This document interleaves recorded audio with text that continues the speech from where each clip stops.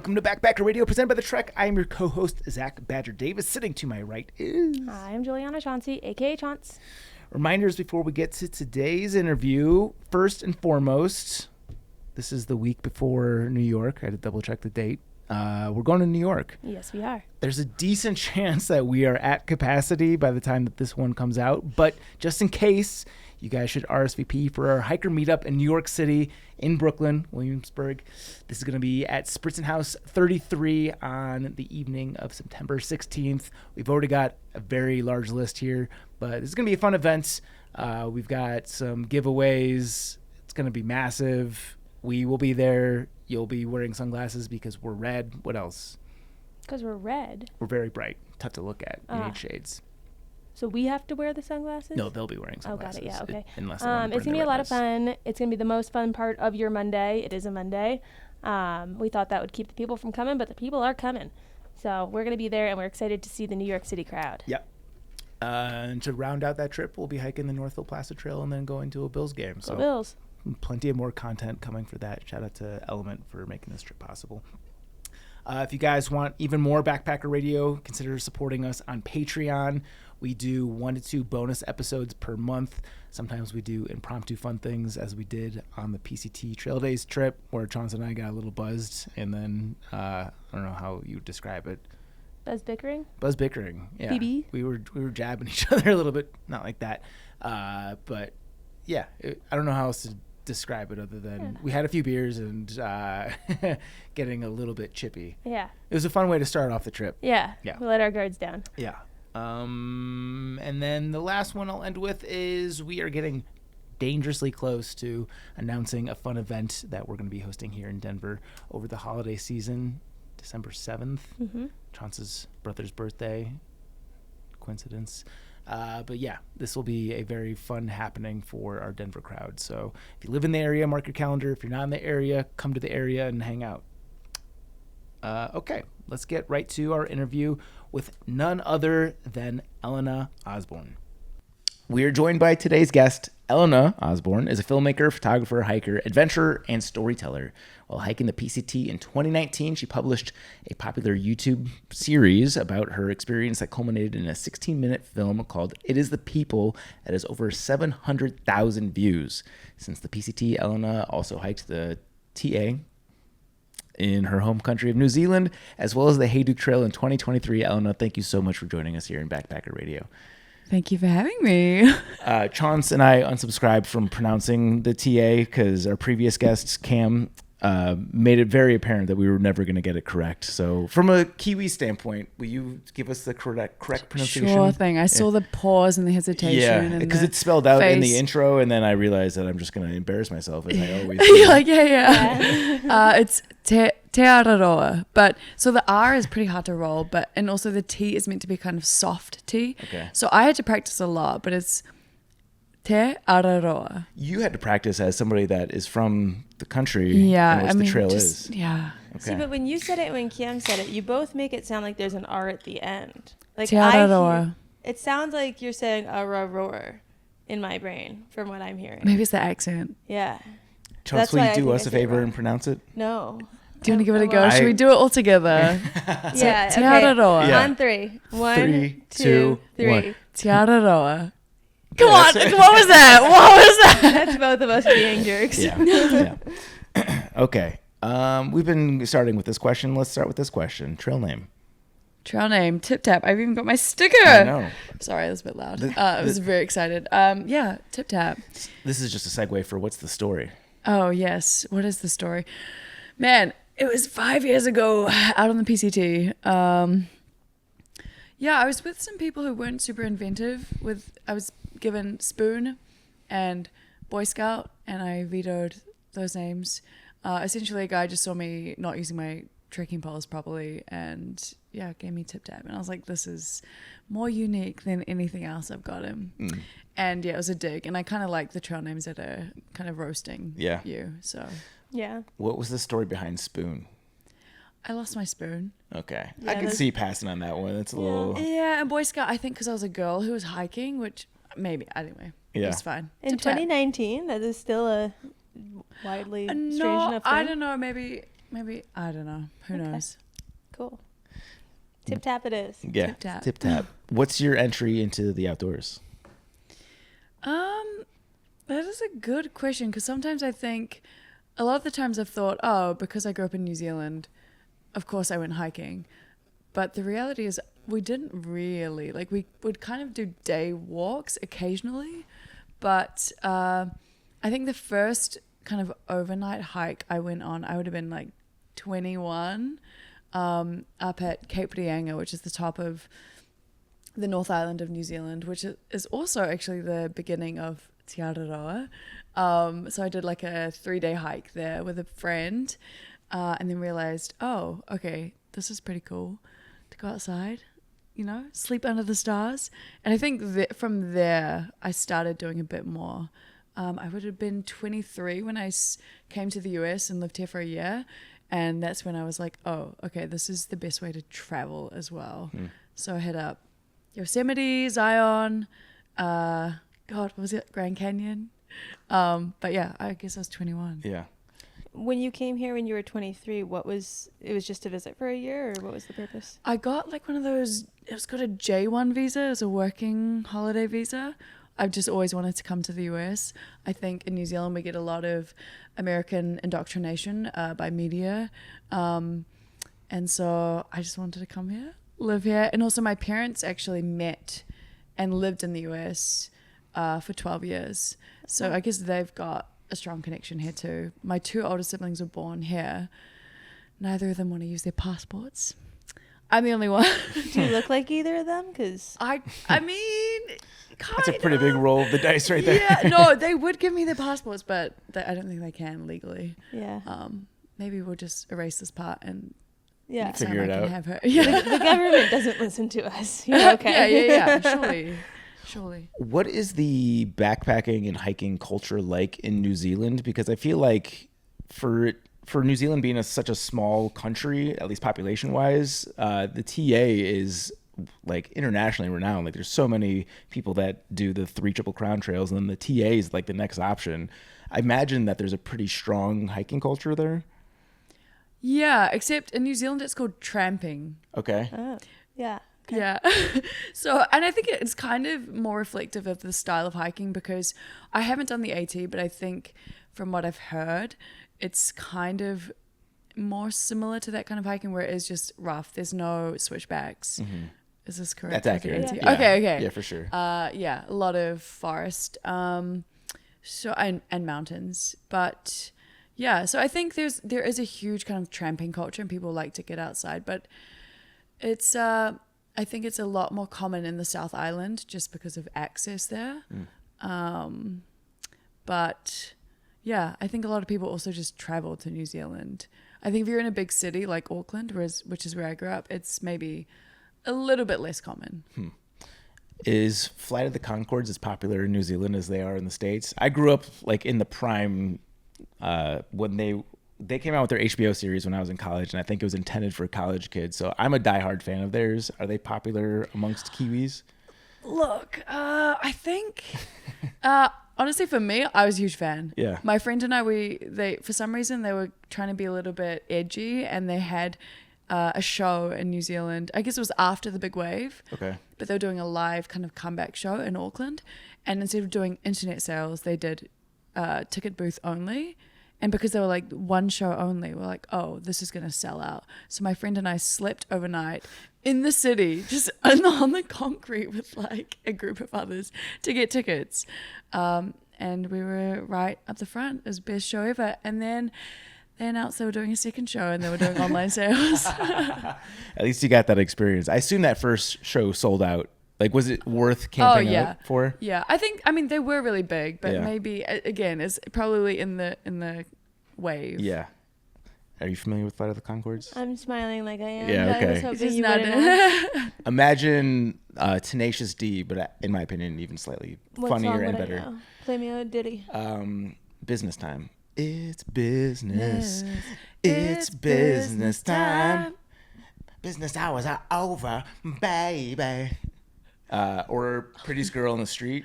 Or The Humans Are Dead. Yep. So many good. Or Albie the racist dragon. Albie, not I'll be. No, Never heard of it. Okay, come After on. this. Yeah, we'll do We'll a educate you. full thesis on this. Yeah, but New Zealand is so small, right? So I remember when I was hiking in Aotearoa, I went through Wellington, was walking to the Macpac shop, and out walks Brett, and I was like, oh, hey, man, how you going? You know, like that's just New Zealand. Yeah. And Jermaine's turned into a massive celebrity. Yeah. Like he was a voice in Moana. He's the abominable crab. Where We Live in the Shadows. Is that the name of the show and movie? I don't know where I am. What the fuck? Been transported to another world. Yeah. Now you know how I feel when you talk about fairy smut. Well, Are you in a fairy smut? Educate me. it's the book series. What's on here? It's just like books. Don't get bashful now. You were all about it Well, yesterday. I don't like. Where do you start? This is going to be like a huge tangent. Yeah, we It's just are. that I'm Okay, currently okay. reading Sarah J. Maas. And by reading, I mean listening okay, to. that's That's what very- you walked in on during my little nappy. Oh, nice. But it's like fairies and a little smutty, which is like We love it. written porn. Anyway, there's Okay. dragons apparently in this book. Yeah. Okay, now let's get to the origin story of you as a documentarian, storyteller. I guess where does that journey start? Yeah, God, it's like all these. Oh, where do we begin? I mean, I guess the classic tale, right, where you pick up your dad's camera, play around with it. I have 4 siblings, so, and specifically, I have 2 younger brothers who I could always kind of boss around and be like, act in my movie, and that was always fun. So a lot of home movies growing up. I guess naturally drawn to documenting, telling stories in that way. And then, okay, that's a big leap for like a little kid with a camera documenting. And then I guess school, university. Eventually I realized that going a traditional, the degrees that sound really good was not for me. And pursued, it wasn't even a film degree, it was a communications degree, but I was able to, in my final year, do a kind of short documentary and direct it. And that was just super eye-opening and such an incredible experience, because at the end of that, I think 4 were chosen from the kind of degree, and they screened it, in a theater, and mine was chosen. And to experience something I'd made with a whole audience was terrifying, but also incredible. It was that sense of, oh, okay, that was something, a message I wanted to convey that I could experience with others and that they could receive. And especially when you see people impacted by something you've made, it's really empowering. What was the documentary? I was able to, in my final year, do a kind of short documentary and direct it. The Second Generation. It was kind of based, it was based on my upbringing, and the upbringing of some of the kids I grew up with. That's a huge side tangent, but grew up in a Korean religious cult in New Zealand. We're gonna have to spend some time here. Yeah, we're gonna Let's unpack that. So yeah, it was kind of the sense of realizing that was definitely not of that belief system anymore, and wanted to work through it, I guess, and talking to the kids I grew up with, interviewing them, which ended up being a little bit like therapy, and then going through that process of telling the story. It kind of helped me to, truly understand where my mind was at too. But yeah, that kind of sparked that sense of, oh, I really enjoy telling stories, not just my own, because then I went on to work for other companies and kind of document other people's stories, ask them questions, kind of follow them in different capacities. Do you want to double click on this? Yeah. How do you realize you're in a cult? I think it's like a slow unraveling, but at the same time, people kind of joke about, you realize, you're a kid, right? So you're kind of listening to everything your parents say, but as you get older, you're kind of like, oh, okay, this is kind of strange. I mean, it wasn't like I went to public school. I went to regular school, right? So essentially it was a church, but some of the maybe like practices or beliefs where essentially I would have to marry someone within.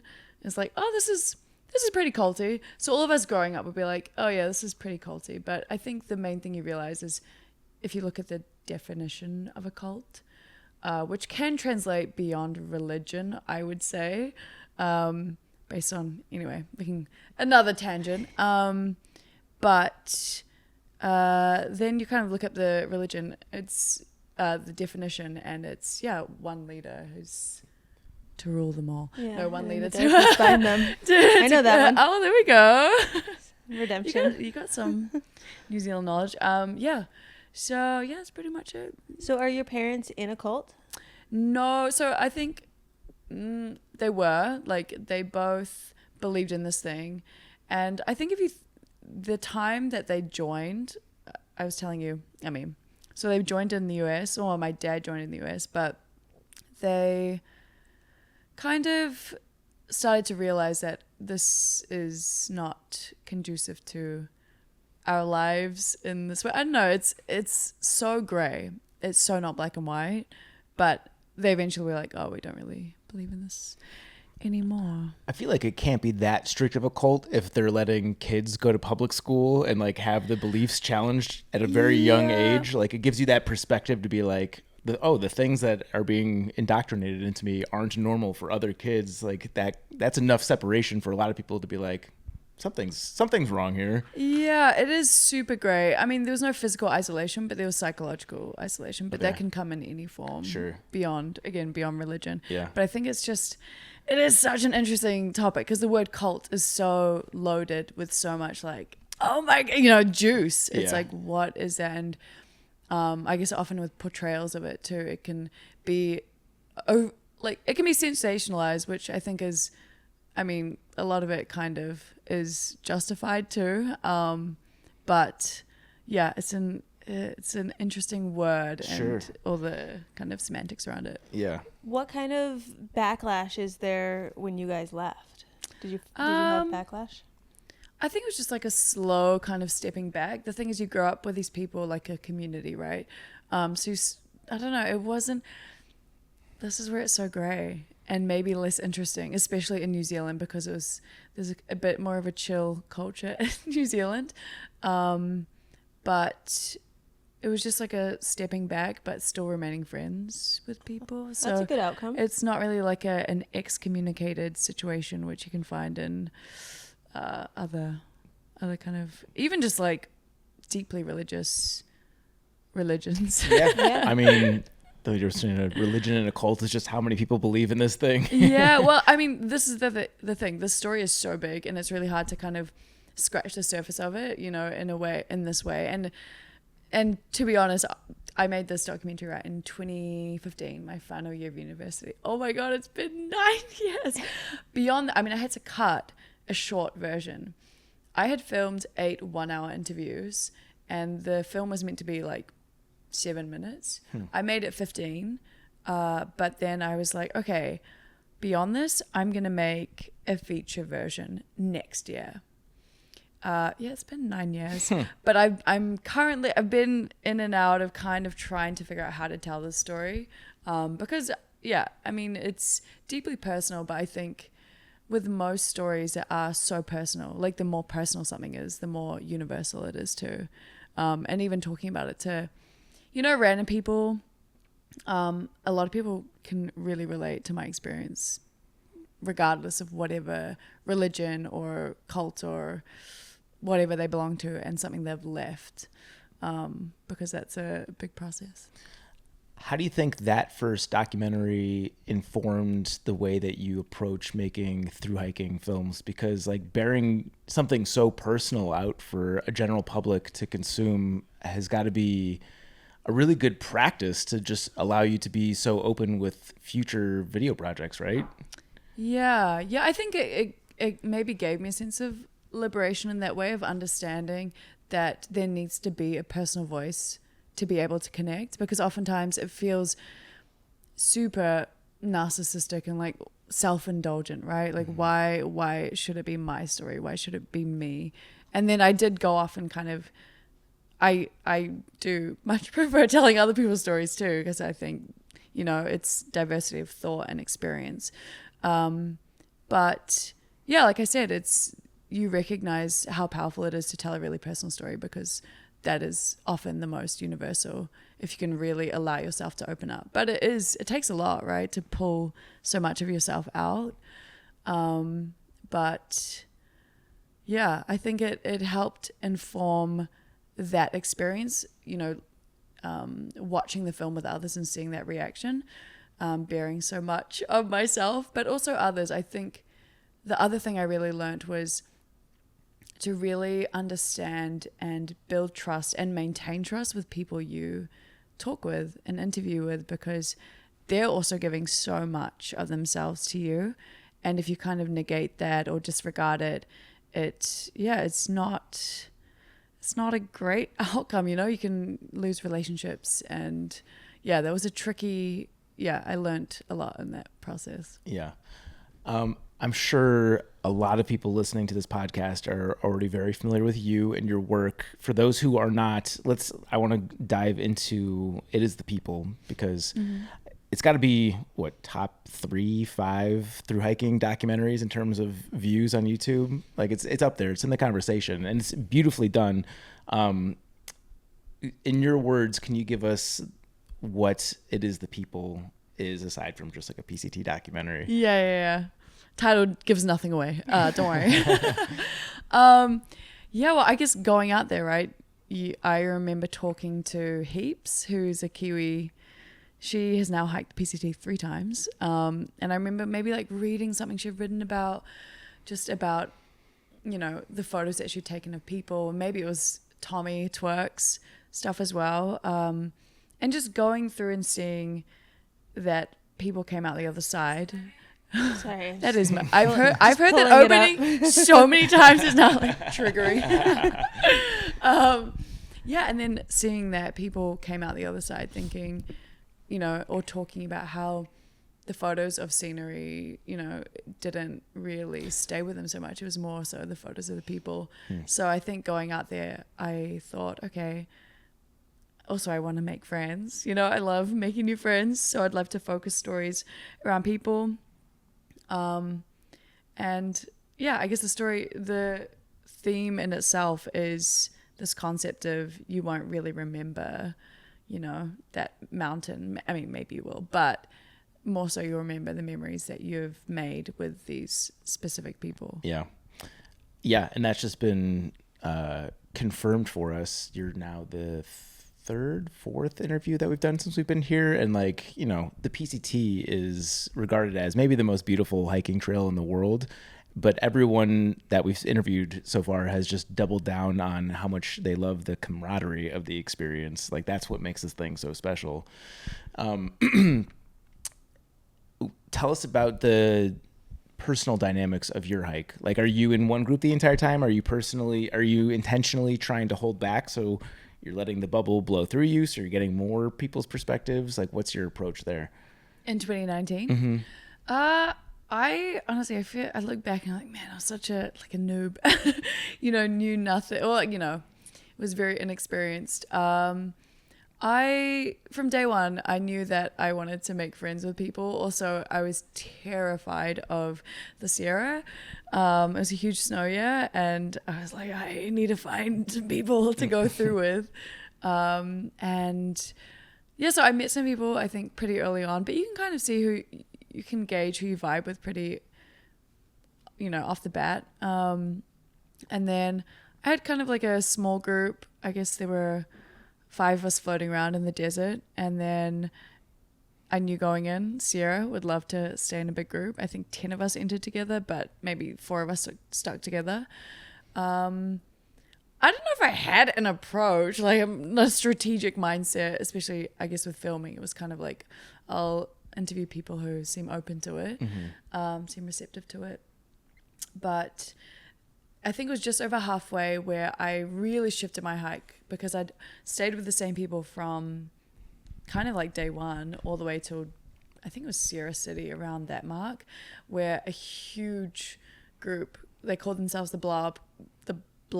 Wow, did that sound American? Sure. No? Yes. Like, I didn't recognize my voice it did. then. Yeah. The Blob. Yeah, Yeah, that's did sound American. Okay. Yeah. Yeah. I understand. The blob. They kept absorbing people, and I was like, no way. These guys are rowdy. They're loud. They're fast. And then I got sucked in, and they were amazing. And I'm actually going to one of the girls' weddings next weekend, and I am officiating. Wow. Yeah. Have That's you awesome. officiated a wedding before? I have not, but I became a celebrant in New Zealand because all my friends kept getting married, and they kept having kind of random people, and I was like, this isn't great, like this isn't a vibe. But now they're all married, and I got the certificate after. So anyway, she asked me to be her officiant, and I am looking forward to it. Do you Also have any terrified. like go-to lines you want to use when you're up there? Like Go-to lines, like, yeah, like we gathered you here make us, today. oh, we're gathered here today. I think I have to say that. Yeah. Just it feels really, I don't know, affirming. Yeah. And I think I asked them if they wanted "You May Now Kiss the Bride" because, like, is that dated? I'm not sure, but they want it because it sounds, there's some lines you just want to hear in a wedding. I think those two are lines you want to hear. I'm also going to try sneak in some cheeky jokes, but I don't know how they're going to land because I've been here back in the US for a week, and my quick little quips and, in my mind, witty remarks aren't landing as well as they do in New Zealand because people aren't understanding them. And then jokes are never funny when you have to repeat them. Yeah. Do you want to test them on us? Like you can look the other way, then look at us Oh, and give us one, and we'll see if we laugh. They're not rehearsed jokes. Yeah. They just have to come Okay. naturally. I would encourage. They asked you to do it for a reason, so inject your personality into this. Like, then get anyone to just like sit up there and read some template. Like, You had your buddy officiate yours. I did a couple. We're 50%. One of the marriages is still together. The other one. Oh no, I was saying you had a buddy officiate yours. Yes, I did. And then you've also officiated. I've done a couple of them. Yeah. Do you have any advice for me? Just that, literally, like They wanted me. Yeah, Okay. they asked you for a reason. They could have gotten someone from the church, or they could have asked a different friend. Like, they Yeah. want your perspective. Okay. So, like, inject yourself. Okay. Don't make it about you, obviously, but like, they want your personality to be the one that's guiding this. So allow that to happen. Okay. Yeah. Okay. Yeah. Okay. So your documentary is beautiful. And I would say that I feel like the other through hiking documentaries that I had seen previous to this, and I think you maybe have had a shift in it, focused more on the landscapes of the adventure. Yours was people focused, obviously, as by the title and how you're describing it. Like, I guess, what is the question that I'm trying to ask here? Did you go into this knowing that the camaraderie was going to be the thing that was driving for you? Because you mentioned you want to make friends because you were nervous about hiking, but like what you got out of the experience was so much more than that. Did you go into this with the expectation that that was going to be the thing that was really appealing to you? I think, I mean, you can't really decide who you're going to be around, right? I mean, that's all chance. Sorry. We keep making fun eye contact. I know. It's really like, oh, I can't look at you. So I don't know. Like, so did I really expect? Yeah, were you expecting the hiking camaraderie to be the thing that you enjoyed the most about the PCT? Kind of, and maybe I put too much pressure on that. But I mean, I knew that. Yeah, it's the classic. It's so cliche, but it's so true. Right? The whole happiness is only real when shared. You know that those experiences are so much more powerful when you can laugh and look over and, laugh together. Stop laughing when you look at me. Sorry. we got anyway. Yeah. So that kind of, it's just always better when you can laugh and look over at someone. Versus, just by yourself. And I think maybe having grown up around community and, through shared experiences, shared trauma, that's always bonding. But I think you just know that, I don't know, like those are the kinds of experiences and maybe landscapes, not literally, but, environments where you can really build deep relationships. Did you know that you were going to be making an It Is the People type film? when you started the trail, or was this just like a processing the trail afterwards and realizing, okay, I could put together kind of an overview type of thing with my footage? I thought that I would make a film. I definitely kind of, when I would pull my camera out, I'd say, yeah, I'm going to make some kind of film or video afterwards. I didn't know what I was going to call it, or I knew that it would be around the people, but in terms of format and everything else, it was just kind of based on processing afterwards and kind of writing about it. I think it helped that it was still so fresh in my mind, because I look back and I edited it very quickly, which is actually, now I look back and I'm like, that's very rare for me. It takes a long time. I feel like I finished it from start to end in maybe 4 weeks, but not 4 weeks straight. You know, it felt like it just kind of came through me almost, just writing about it and interweaving other people's voices. Yeah. Did you know that you wanted to make it an episodic series, or was this a decision that you made after the first 16-minute video came out and it got 750,000 views? And you're like, oh, I can dive deeper into this and draw it out a little bit more. Yeah, exactly. I had no intention of making a series. I think I shot with the little Osmo Pocket, and You filmed all this with that? No. So I Oh. shot with that as well as my Sony. Yeah. I think at that point I still had the A7S II and a little like on-camera Rode mic. But I filmed with the Osmo Pocket as a kind of like the fun camera, just kind of like I don't Your know. vibe camera. What? Your vibe camera. Yeah, vibe camera, exactly. And so I was out there with that, kind of just filming. I'd done a lot of filming of other people in that kind of similar way, but never myself. And yeah, I look back and I'm like, I don't really remember exactly what I was thinking when I was filming those moments with that, but I just knew that that camera was so easy and fun and accessible to use that I'd be more likely to use it while I was hiking. Because I didn't even take a tripod out on PCT because I never intended to set a camera up. I just wanted to hike and shoot as I went. And I knew that little camera would help with that. So then that film did really well, and I realized, how much I left out, that there was so much of the story that was kind of like, I've still got a lot more to say, maybe from my own personal experience. And then the series kind of just came about. Yeah. Is it difficult to whip out the camera when you're having a fun moment with your hiking family? Because I've made a couple of attempts at doing any sort of documenting and anything, and then I always realize after the fact, oh, that would have been the thing to get. You're very good at realizing the moment and then getting that on camera. Is that something that you had to I guess maybe your filmmaking background primed you for that, but yeah, I guess just walk me through the trade-off of trying to live in the moment versus documenting the moment. Yeah, I mean, there's always a trade-off, right? And there's always a balance. I definitely didn't capture all the really, really great moments because there is that sense of, okay, this is special, this is sacred for here and now. And then there are some moments that just, you can feel hilarious to capture, so you pull out the camera. But I think it's still hard. I don't think it ever gets easy, because you do want to, save some moments for yourself as well. I'm trying to remember. I think now it's almost harder because there's kind of in my mind some kind of expectation that I have to uphold. And then most recently last year we did the Hey Duke, and that one felt very filming focused. Very, very heavy. Where is the balance, from having it feel like I'm hiking and I want to go back and I want to look at these and now I'm going to make them into episodes, to this hike feels like it's a little revolved around filming? How do you find that happy medium?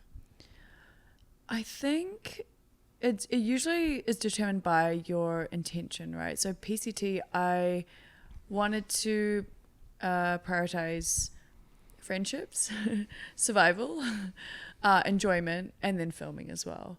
And because I was used to using a camera so much, it just kind of was an extension of me. I feel like I thought about it I felt a lot of pressure on myself maybe at the beginning, and then after that I just kind of let go. There were definitely days where I just didn't film anything. A lot of days where it was just like 1 or 2 shots maybe. And then I think with other projects, and again, it just depends on your attention. Is this for this specific reason? So for, I'm just going to compare it to Hey Jude because that's most fresh in my mind. That one felt more like this is a filming project, but also we want to have a good time. Like I felt like the filming element came first. But at the same time, it's kind of like, for me, that was a really exciting challenge and a really exciting intention, because it was like, oh, this is a new kind of way of doing a hike, especially as someone who wants to develop their craft in filmmaking. What things did you find you did differently going into the Hey Duke with that different kind of goal? What do we do differently? Just a lot more filming. Yeah. A lot more filming, maybe more intention. All 4 of us had cameras. Okay. And we were kind of leapfrogging and maybe more so working as a team, like a production team, versus, oh, you're hiking and filming. Okay, we're all 4 individuals. It's more like, okay, we're all 4 part of a team documenting this. What kind of game planning goes into like everyone knowing kind of their part in the wheel? There's maybe a bit of a talk about it, kind of determined by your filming apparatus. So I had, my weapon of choice was the tripod, and then Peter had the drone, Andy had the gimbal, Zelton had, I don't think she had another piece, but she also was developing her camera skills along the way. And then it was kind of, as we were out there, it was kind of learning how everybody films, what each person would focus on. I got a lot of the team dynamic with a tripod. You can sit it there and not do anything. The kind of easiest job. Yeah. Okay. You've obviously done a ton of video since your PCT documentary. From my perspective, this is obviously a beautiful piece of art. Do you look back at it now that you've done so much work since then and be like, I would tweak this, that, or the other? Or are you actually happy with the result? I just don't look at it. Okay. Twerk made me watch the It Is the People film the other day. Bless you. And yeah, it was hard. But then it was nice. Yeah. It was hard. Yeah. But I think oftentimes I wouldn't. Conceptually, I understand, because I don't ever listen to a podcast that we do because I hate hearing my voice. So I understand it from that standpoint, but I'm curious to know from your perspective, why don't you want to watch it? Maybe it feels a little bit cringe. And not only to do with the maybe filmmaking aspect, but also the, 5 years ago or whatever, you are a different person, right? Every year, every month, whatever, you're changing. Yeah. Especially the more personal stuff. But actually, I mean, I did look back at the series maybe earlier this year, because it is kind of good to remember maybe the things that felt more natural before you started overthinking how you approach your craft. Yeah. Because I mean, I think all of that was just super maybe raw and kind of, I wasn't overthinking anything. This is the shortest 16-minute video I've ever seen. Like, visually, it's amazing how quickly it changes. It feels like a 16-minute Instagram reel in some ways. Like, from a vocal standpoint, you interweave the story very well, but visually, it's just so engaging that you can't look away and you can't believe that it's 16 minutes long. Do you still go with the same approach with your video projects moving forward? Like, are you trying to do the highlight reel, or are you working in longer shots? Yeah, I think it's been an interesting journey with, that whole world, because I kind of went into YouTube with the sense that it felt like a leap pad. But obviously, you can make a really lucrative career / I think even work on YouTube is becoming more esteemed, more respected. But in my mind, I still have this kind of aspiration for maybe a more traditional mainstream distribution or filmmaking career or whatever that looks like. But there's still that part of me that sees the non-traditional route on YouTube as really liberating, right? Where you can just create and distribute yourself. So what was the question again? Your answer was better than the question, so it doesn't matter. Yeah, I think what visually draws me to it is the people. Is just how I approach. Yeah. Yeah, and I think platform in a way determines how you approach. So I think working with a shorter attention span, you have to kind of keep it constantly moving. Keep it engaged in it. It's an interesting thing because you think for YouTube, it's like, or for Instagram, whatever you're publishing on, you think, that's quite detrimental to your craft. But then you think, even in the mainstream world, maybe you can get away with a little more if you're, say, Wes Anderson, if you've got this name in the film industry. But even then, you're still working to keep the audience engaged. So, yeah, I guess when I think about it in two different platforms almost. And yeah, like I was saying, with trying to get bigger projects off the ground, like that's my dream, right? Maybe long form nonfiction. And with Hey Duke, Andy and I have been working to try and get something off the ground, which is difficult, trying to get more funding to back it. But it's about, I think now I'm trying to approach it with more patience and hoping that an audience would stick around a little bit longer, maybe giving more room for pause. Because otherwise I've not yet delved into the world of TikTok, but I've heard about the brain rot that can happen there. Yeah, I don't go on TikTok a whole lot. My TikTok's funny because it's literally like 20 people that follow me. So it's when I do post something, it's garbage. But I go on it primarily to scroll. And I will go on TikTok maybe once a week, maybe one time a week, specifically because I know it's like a 3-hour commitment. Like if I sit down and I open this app, I'm here for 3 hours doing mind garbage. And that's hard. You were talking about the brain rot. Just sucks you in. Yeah. It's like nothing of value either. They know. The algorithm knows. Yeah. This is a very strange tangent, but I saw in your interview on the Trek that you were hired by the New Zealand Police Department. Yes. Tell me about that job. You have lived many different lives. So before that, my first job out of university, I worked for a edutech company that were helping students from New Zealand, like Oceania, Asia, get into colleges in the US and UK.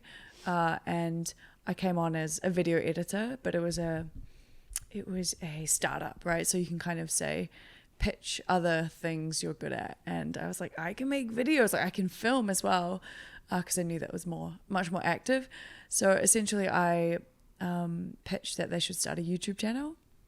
And we started doing a lot of kind of like day in the life of these college students in the US and UK, which was, I got to live my American college dream and go to like Harvard and Yale and, film all these people. And then I left that role and joined the police. Well, didn't join the police. New Zealand Police wanted somebody in their team and they gave me the role of, it was like four title role. It was kind of like senior strategic communications advisor or something like that. But there was no actual description for the role. And I was like, well, I can make videos. Like, I think you guys need more videos. And they're like, okay. So then I started them a YouTube channel as well. And started making kind of like day in the life of these. I kind of just wanted to go around and go to the really fun jobs. And I was like, oh, police dog handler. I want to go meet the dogs. Or this badass female photographer in police. This woman helicopter. There were hardly any women in police doing the helicopter. So I just wanted to go, hang out with them, tell their stories. And did that for a year before I was like, okay, but like this, content is kind of, I think I've been through all the fun jobs and I'm not growing anymore. Yeah. So you're featuring the people even in that context. Did you get to do any like ride-alongs and see any? Yeah, I did.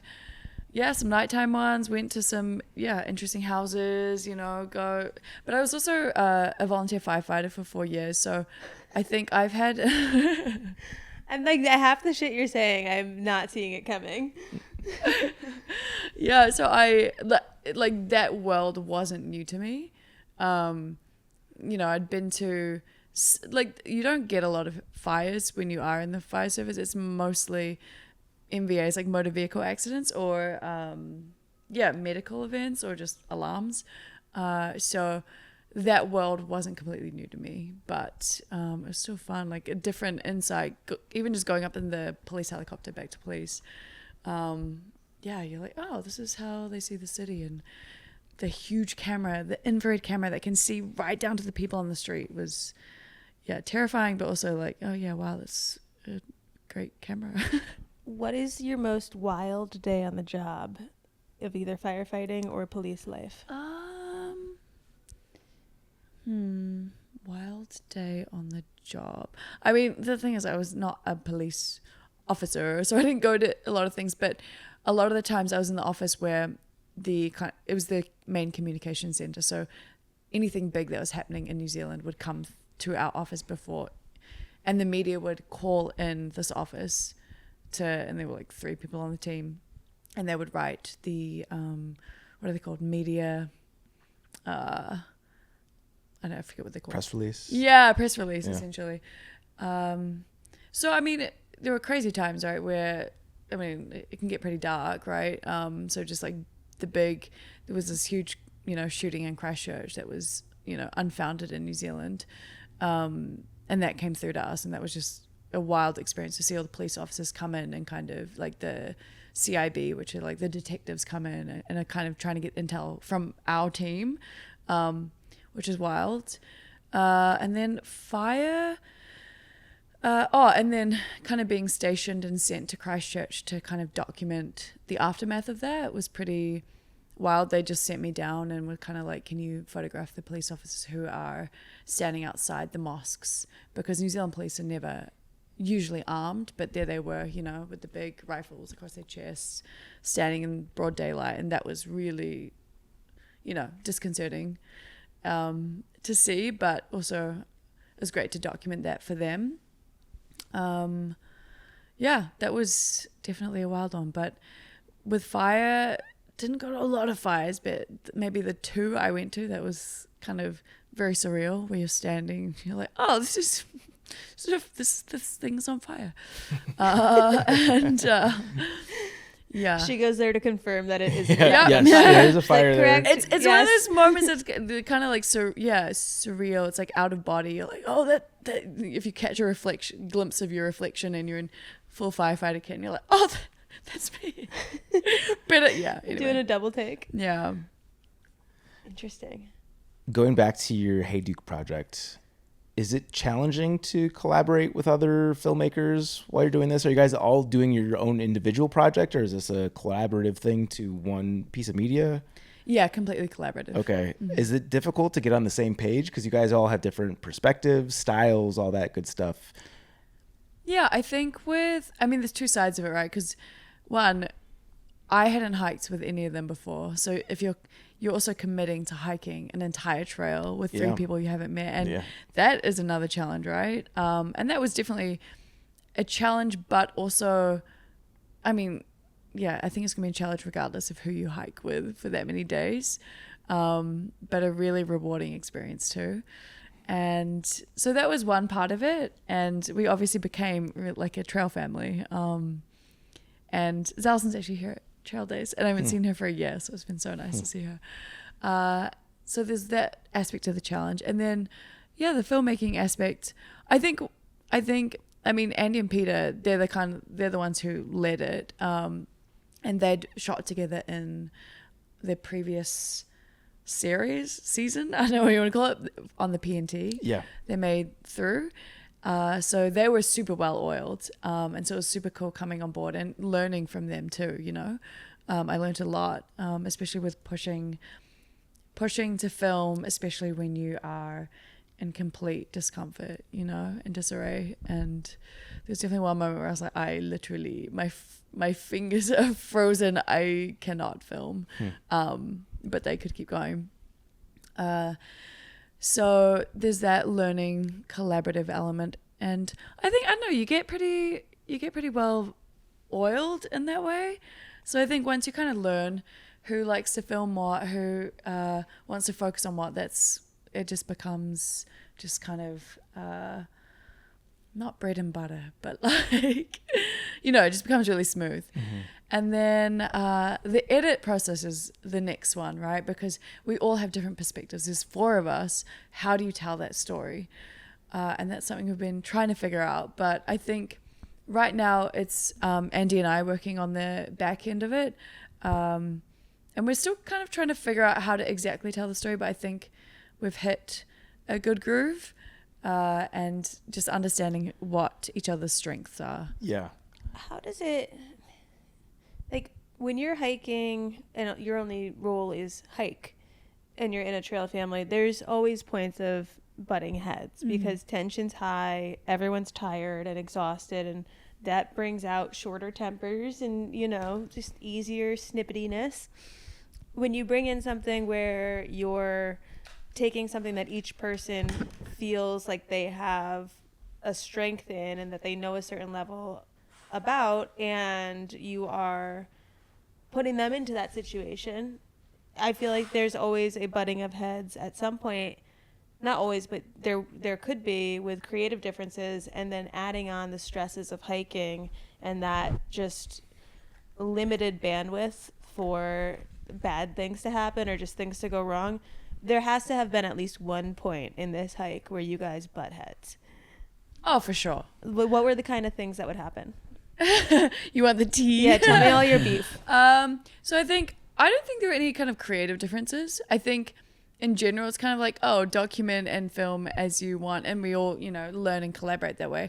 I mean, like you said, tension becomes really high when there's, you know, high risk situations, when you're running out of food, which we did multiple times, when you're dehydrated, tired, and things are just taking a lot longer. I think because we were filming, it did take us longer to do the hike, and maybe we put more focus on how do we ensure we can document this versus how do we know everything that's ahead, and ensure that we get through things quicker.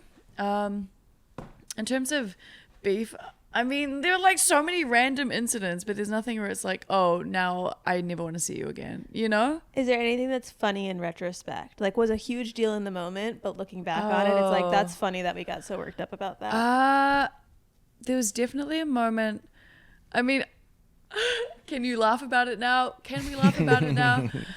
We give you permission. There's definitely a moment where I still feel like a sore spot about it, where Andy's gimbal was attached to his pack, and like, I mean, I never pick up his pack or anything, and I didn't realize that he doesn't secure it. It kind of just sits. It would just sit on this, I guess it's not dangling, but it's got a little attachment piece, but it wasn't fully secured in. But obviously he knows that, so he knows how to pick up his pack. I did not. And I was, you know, hey Duke, you're climbing up and down, you know, these big canyons and passing packs down, and he was below me, and so I picked up his pack to hand it down to him, and I see, you know, my life flashes before my eyes as I watch the gimbal unclip from the sling and fly and smash and land into this, not just the rocks below, but a puddle of water in the rocks. And he'd already replaced one gimbal because he dipped into the river and it just destroyed it. And that thing was his baby out there, you know? So he was, and you'll see like the incredible footage he was able to get because of it. And so for it to be destroyed out there is like, it's like taking a knife to his heart and twisting it like 5 times. And there I was like stabbing him as I'm handing him down his pack. And yeah, it lands in the water and I'm like, no. And he, he just was also not happy. And then I was not happy because he was not happy. And we were both not happy. Is this going to be in the film? This was not even filmed. This is not even captured. But I just remember I was like, I've ended like my life. I've ended his life. I'll just walk off this canyon now. Like I felt, and you're so in it by that point. I think we were like 8 days into a stretch. And we still had 4 days. We'd gone the wrong way. We'd run out of, like we were already running low on food. And I just remember sulking that evening, being like, okay, I just should go home or something. You know, I felt so bad because his gimbal was destroyed. And, you know, he was upset too. Then that, like an hour or two later, at dinner, we reconvened. And it was like, okay, it's a piece of equipment. Like, we're all alive. It's fine. This is good. But I'm still upset because I'm the one who's inflicted this pain. Then the next morning we wake up and it worked. So nice. Happy ending. Yeah. That is a happy ending. But it was still just this emotional turmoil of just like, I have destroyed. I just assumed it shattered into pieces. Oh, yeah. Based on how far it had fallen. Yeah, no, it survived. Yeah. This time. Wow. I know and love Andy. Just based on the way it was presented here, it sounds like maybe that was his fault for not giving you instructions or at least a heads up that it wasn't secured. I don't know. Your words, not mine. Andy, if you're listening. Like I said, I love Andy, but yeah, I don't know. I don't know shit about gimbals, so what the fuck do I need to weigh in on this for? So you mentioned that you're trying to get this shopped around as like a proper documentary production. Is there any rough idea of where this might land, or when this might land? Where, as in where it could be seen? Yeah. We've been going, just like going back and forth with it all because there's such a, like I was saying before, there's such a beauty to self-distribution, right? You can create really high quality series. I mean, YouTube series can now be nominated for Emmy Awards. Really? So they should. Yeah, as they should.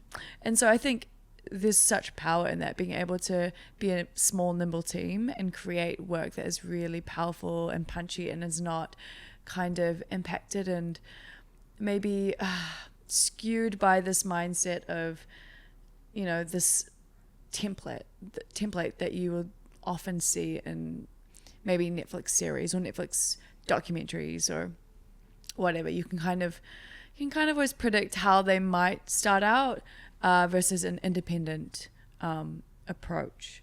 So we've recognized that, and it's like, okay, maybe there is a beauty and a power to being able to just create and distribute ourselves, like on YouTube. Equally, it's kind of like, but the maybe not so much the esteem, but the access that might come from trying to distribute something on a platform or a streaming service that's not YouTube. Yeah, because someone has to seek it out, at least in some context, on YouTube. Yeah. Whereas like on Netflix, you can get in the top 10 and then all of a sudden many tens of millions of people are seeing it. But it swings both ways, right? Like if it did really well on a social media platform, then you see what happens to people who sure. I mean, you're a testament to that, right? Oh, yeah. What happens to them? Tell us. What happened? Tell us what happens. Well, I get. What do you mean? Like, somebody does well, and they maybe like people start seeking them out versus us being like, "Please, sir, can we have some more?" You know, trying to get something out there. Like if your name is there, then you get people being like, "Can you make this for us?" It's like, okay, yeah. I know went through Outside TV, correct? Yeah. Is that a possible outlet? It is a possible outlet. The only, I guess, issue with that, or the hard thing with that, is that it is a paid. There's a paywall. Yeah. So that limits the reach. Yeah, the reach. And I think that is the thing I really love about YouTube, is that it's the most kind of democratized platform we have, where, you know, if you have internet access and maybe your country is not blocking this platform, you can watch these things versus having to pay. Yeah. And then equally the other way, where anybody can create and share online there.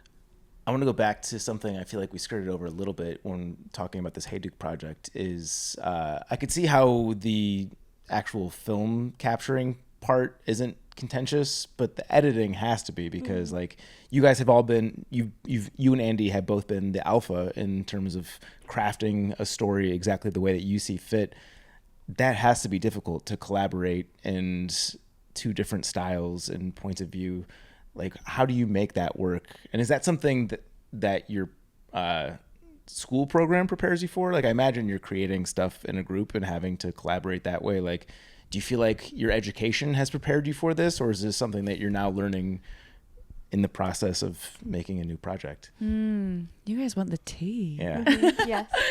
I mean, it just seems difficult. Like, I have trouble collaborating with people on projects where I feel very strongly about a thing, and like I haven't made anything as high level as you've made. So I can only imagine how difficult it is to inject your voice without being too like, I don't know. I want your perspective. Yeah, no, 100%.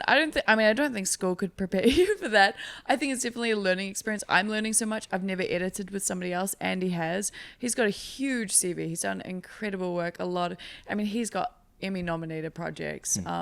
So he's super well-versed, and I'm so grateful that I can learn so much from him in that editing process. And I feel really empowered that he trusts my voice and my opinion and my kind of like, I guess, authorship as well. But I think it's a learning experience for me and for him too, because he's never worked with me in that back end process. Yeah. I think it's just trusting each other's kind of instincts and voices, which parallels to hiking with somebody, right? Sure. Especially in really high risk situations. And so, yeah, I think it's just continuing to work together like one step at a time. And ensure that both of us are kind of happy with how it goes. Yeah. But it is really fun writing for it and kind of trying to interweave things, and yeah, definitely still working it out, but it's been good so far. So is it harder to hike the Hayduke specifically, which is a stressful hike, I imagine, just based on all of the interviews that we've done, or to edit with somebody that you've never edited with before? Honestly, I think I would still say Hayduke. Yeah. I think editing in general is just a huge undertaking and really, really hard. So I don't know if it's necessarily editing with somebody else. I think editing in itself is just like, yeah, huge undertaking.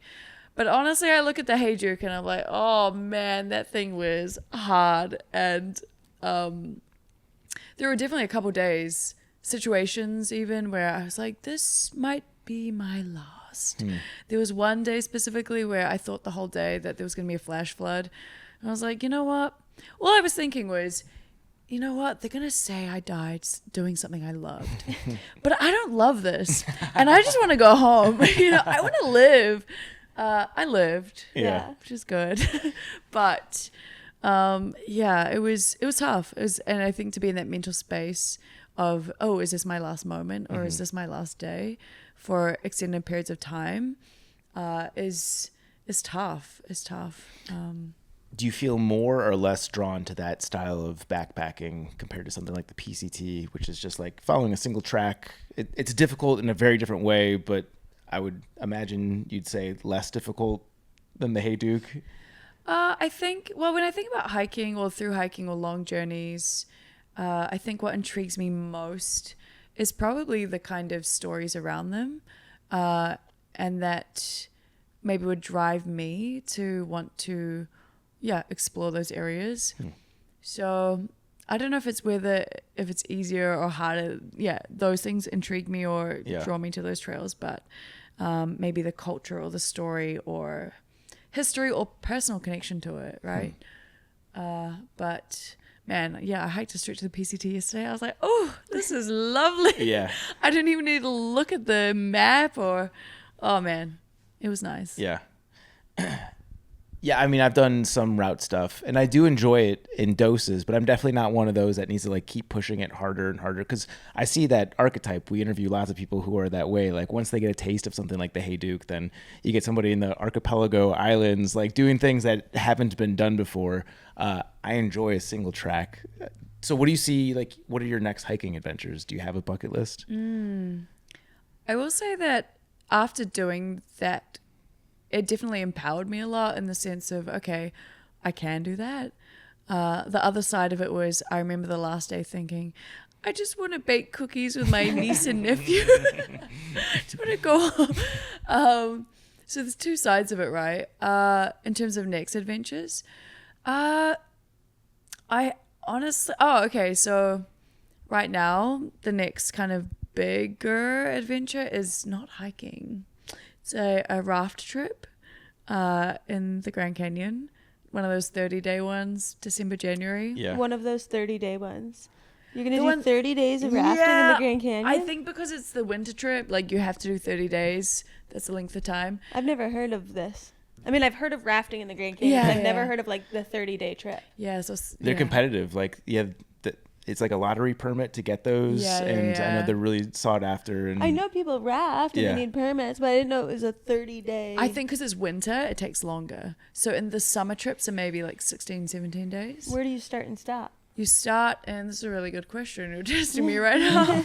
Where do you usually enter? I forget. I have no. I just You have know a good what? buddy. I'll fact check. Yeah. You start in that spot and you end in. You can watch the other film in spot. 2025. Yeah. But with 16 others. I mean, you guys know Mac from Halfway Anywhere. Yeah. You've Yeah. interviewed him. He pulled a permit, and he was just inviting, or he was scoping who was keen. I was like, actually, I mean, we hitched rides on the canyon, on the Hey Duke. And even just sitting in there with these people who'd pulled permits, they're like, if you ever get the opportunity, you have to take it. And then this opportunity came up, and I was like, okay, I have to take it. Plus, I remember being in that raft and looking around. I was like, oh, this is the way to experience the canyon. Yeah. The Grand. So that's coming up. Yeah. You will be doing a video project. I mean, out of this, naturally, Yeah. I think it'd be hard for me to not, but it'll be a really different kind of challenge, and story and experience. But I'm really looking forward to it. 15 instant new best friends, hopefully after 30 days. Yeah. So that I'll be trading a New Zealand Christmas, summer, New Year's for a winter canyon raft. It'll be great. So that's next on the cards. And then in terms of hikes, I think I just want to spend more time in Japan. So naturally I'd want to do more hiking in Japan too.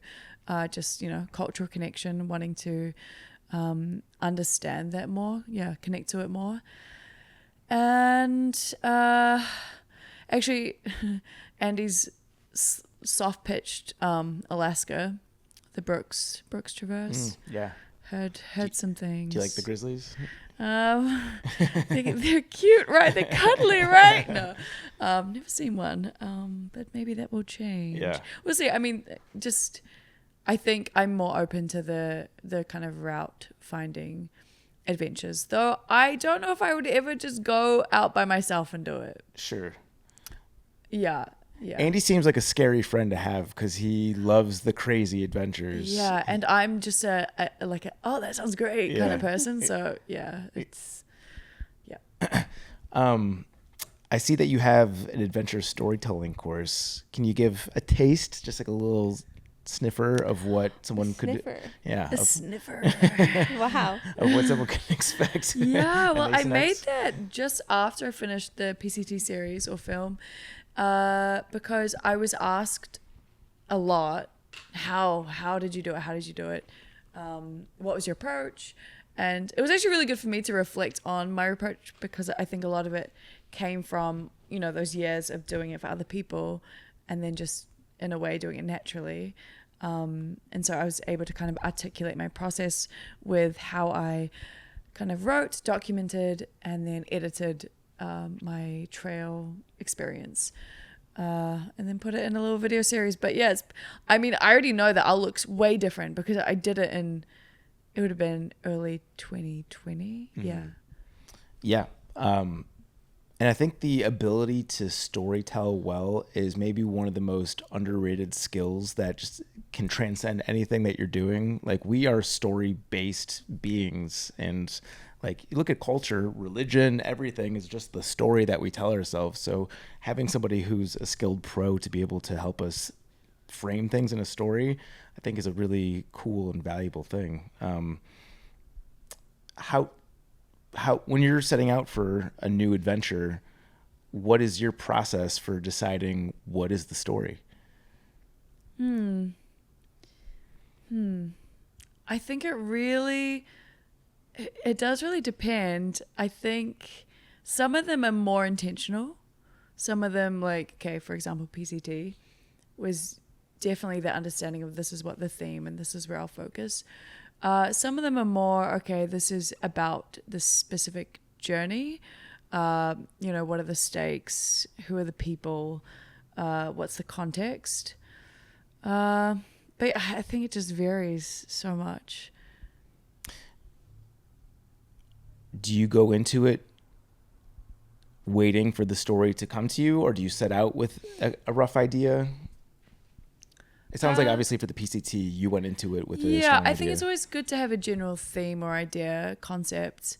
I've been in this weird space of trying to develop, way back to cult origin story, develop something, a kind of like nonfiction documentary around that. And I've been in development for quite a while, and in that it's very intentional with how do you, what's your approach? What's the tone?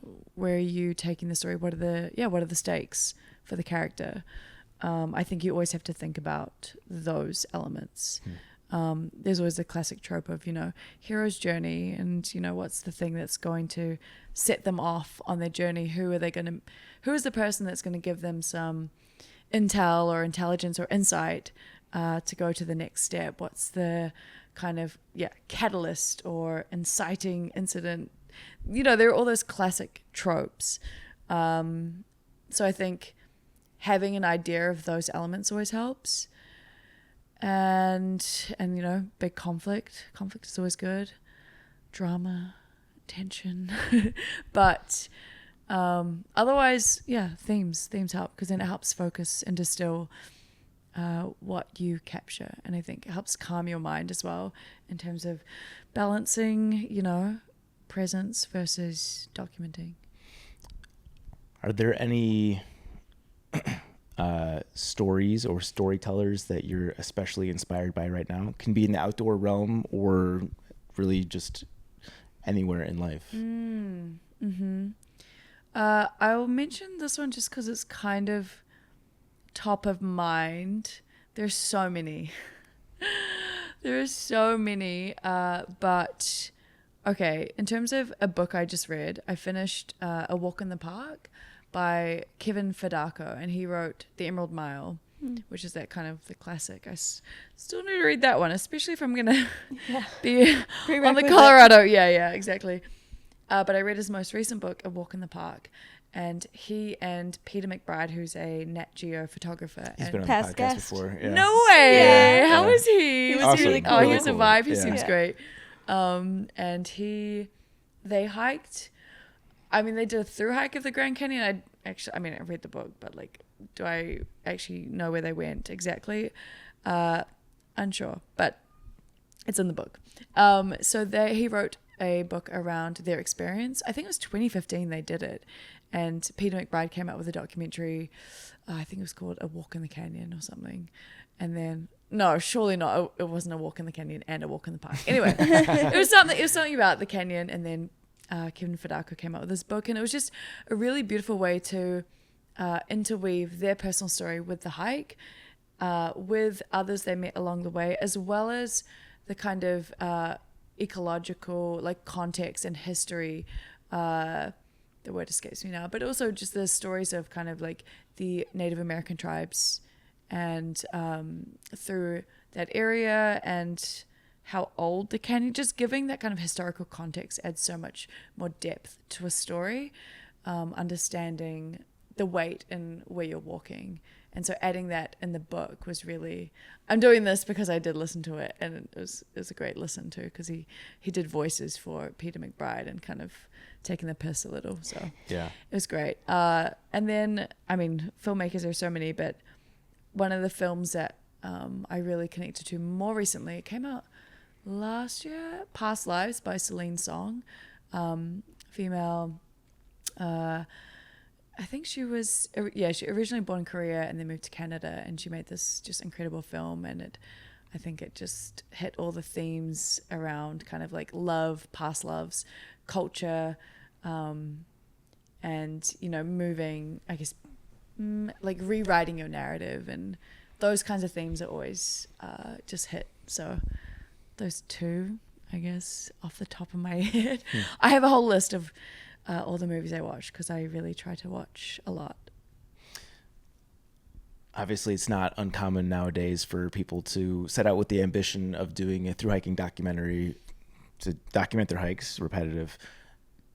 Is there one piece of advice that you would offer to somebody who's a complete novice, doesn't have a degree in this stuff, that like starting from scratch, they're just going out there with an iPhone and they want to document their experience and reach as many eyeballs as possible?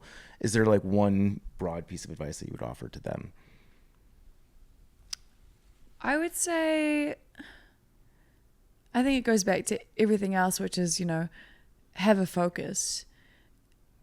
I think it helps calm your nerves around, am I capturing what I want? Am I living in the moment enough? Or am I documenting and getting the things that I really want to? Am I going to regret not getting that moment? Because I think that can really impact you mentally while you're hiking. You do want that presence and that, you know, state of being with where you are, because I think that's where the most powerful growth and transformation happens. Just having that presence, right? So if you want to document, having a focus, because it just helps. Okay, so you really want to capture every outline of some mountain or peak at a certain time of day. I don't know, you know, it could be anything. Or maybe you want to ask hikers a specific question that you want answered, or maybe you want to show your leg hair growth, you know, like something that just is maybe unique and personal to you. And just thinking about when you're capturing these things, you know, who you're capturing it for really. You know, are you thinking about maybe your future children that you'll show this to, or are you thinking about your friends and how you'd tell them about this experience? I think it just, helps distill your focus. Yeah, that's interesting. Who's your audience, or who are you capturing footage for? That's a good question.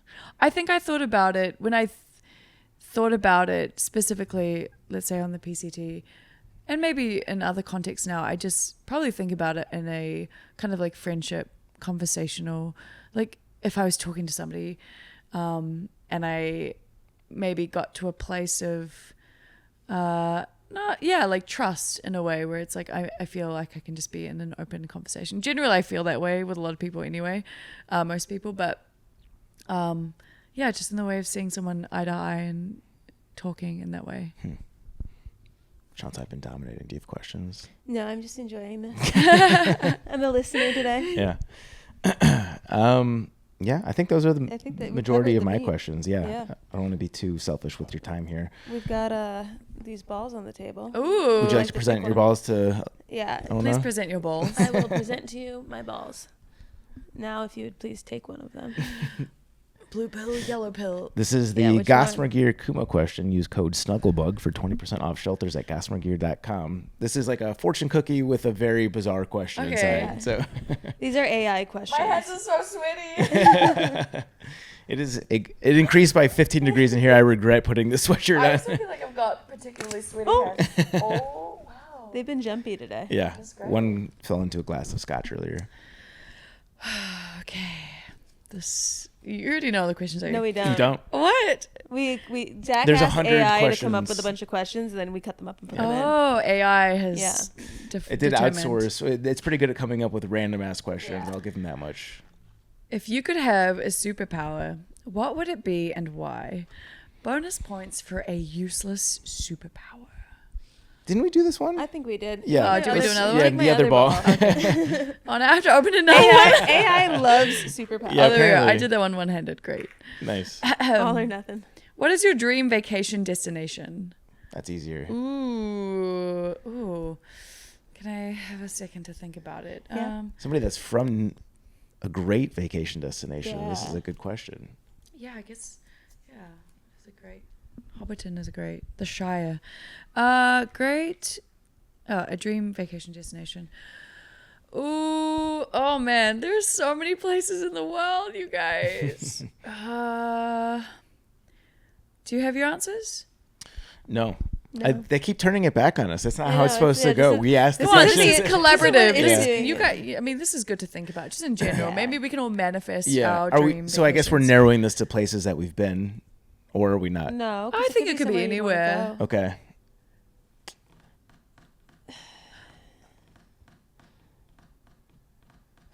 I'm blanking on the name of it, but when we interviewed Maggie, there was that small island way off of Spain, not Ibiza. What was the name of that? Spain. Yeah, I don't know. Probably one of the Canary Islands. It wasn't I know a place I'd really love to go is Minorca. Norway. Was that it? Oh, Mallorca. Minorca? Menorca. I think that was it. Is there an N? Yeah. I thought it was. never I think there is another place, but I don't. There's a place Yeah, that sounds yeah, like the Mallorca. same, but without the. Yeah, Yeah, okay. exactly. Just didn't want to say it out loud. Yeah, if that yeah. was dumb. No, I got you. Yeah, that's good. That might not be it. So yeah. Oh, you're Shit. keeping it a hidden location because you don't want to share it with the world. Yeah, that's what's I get happening it. here. Not geotagging that. I've never been to Japan, so I would like to go there, but I would like to go with a large budget because I hear that things are expensive. In Japan, Yeah. So it's just what I've heard. yen is super weak right now, but I guess. I mean, tell me I'm wrong. Tell me it's cheap. I That's mean, right nice. now it would be the time to go because Oh. it's really affordable. Okay, Yeah, cool. but That's my maybe answer. other times. I mean, I guess it depends on where you No, go. you know what? I want to go to New Zealand. Yeah, come to New Yeah. Zealand. I wanna Have do- you been to New Zealand, Zach? No. What? Yeah. Both of you? Yeah. I would like to do the TA. It's on the list of trails that I would like to do. Mm-hmm. It's just I'm never free for enough time during Yeah. the time that makes sense. You could also just come out and do kind of like the highlights tour. Would that just be Yeah. doing the South Island, or what would you recommend if somebody dare wants? you. What's the highlights tour? How does this- one do a TA Okay, highlights so tour? I would say you could probably skip. Oh, North Island is beautiful, but when you're walking white sand beaches, it's not as fun. But the beaches up north are beautiful, but I guess that's not what we're there for. You could skip immediately to is the Whanganui River. I loved that. It's 3 days. Well, I did 5 days, but you could do 3 to 5 days on the river. It's just a beautiful. Have you done much river stuff? No. It's just like, I don't know. I think it's the one spot in TA where you can't actually get service, so you feel really remote. And there's a beautiful saying that is connected to that specific river, which is Ko'o te awa, ko te awa ko'o, and it means I'm the river is me. And it's, that complete innate belief that, we're connected to the land, the river, the water. And I think you feel it, the presence, that kind of presence when you're there. So I'd recommend that. Then there's the Tongariro crossing where Mount Doom. Oh, you go over Mount Doom on the TA? You don't go over. It's now kind of forbidden. It's a little bit, they call it tapu, which is kind of, it's sacred. So you can't do it anymore. Is this a Lord of the Rings reference? Yeah, Zach's never watched Lord of the Rings. He Sorry. doesn't like movie series. He hasn't Wow. seen Harry Okay, No, Potter. it's- so I- together you kind of, you've made up for it, I guess. Yeah. Fantasy is not my genre. However, I do love Game of Thrones. So I But don't know. what? Yeah. Yeah. What do you mean fantasy's not my Well, drama, you but can't you say love? you don't like it if you've never seen it, because then you don't know what you're not liking. It is like, it's laced in fantasy, but the story is just. Yeah. I'm sure everyone loves it. I know I'm on the outside looking in when it comes to so many pop culture references, but it's just like the idea of all of it is just, it's not for me. But Have you you ever watch, downloaded the soundtracks and listened to them while you hike? of course. Yeah. See, he's missing out on all of that. Yeah. And when you're driving through New Zealand and you're playing that, it is otherworldly, Wow. Yeah. Yeah, I mean, there's a whole list. I can give you the rest, but Tongariro is great in the North Island. Then you could jump to the South Island. Yeah. and do most of it. Yeah. So the highlight tour is just doing the trail. Just do it. Just do all of But it. but also there's like little cheeky side trips you could do. I'll give you the list. I'll give you the Okay. rundowns. Yeah. I'll call you the day it happens. Yeah. But it's a good destination. Madeira was the island that I was trying to think of. I was thinking Madeira because there's Yeah. also the ultra out there. Yeah, I Yeah. think that's what she had done. Yeah. It looks intense, but it also looks like Oh, it looks stunning. something out of fantasy. Yeah, it's like Yeah. hard to imagine how beautiful. Oh, Rich coming from someone who doesn't like fantasy. I want to live the fantasy. I don't want to necessarily watch the 9-hour trilogy. Except Game of Thrones. Game of Thrones is different. There's boobs. No, it's Is more than it? that. I don't think there are boobs in Lord of the Rings. Yeah, see? There's only one moment where a female talks to another female. Really? Yeah, so you know about that with the movies where they. Yeah. What's the name for that? Oh, I was just talking about it with a friend, but I've already Oh. forgotten. It escapes me. It's like 3 times it has to happen, right? Well, there's a sense of, are there 2 female characters that talk to each other where they're not talking about men or the plot revolving around men? And there's one moment where that happens in Lord of the Rings, and it's when the little girl is saying, "Mama, where do we go?" You know. Anyway, Is that why the You Real would- you Housewives would is so get- popular? Is it's just No, gathering all this of is like that? a thing in movies. Like pick a movie. No, I know. in your I've mind. heard. I love the how that's effect. the only. No, let I me- mean, let me it's explain this. sad, but it's probably the bulk of pop culture. It shouldn't be that way. I Yeah, agree with you well. guys. It shouldn't be that way. It sucks. Yeah. Okay. Well, Elina, thank you so much. Let people know Instagram projects. Where should people go to get more from you?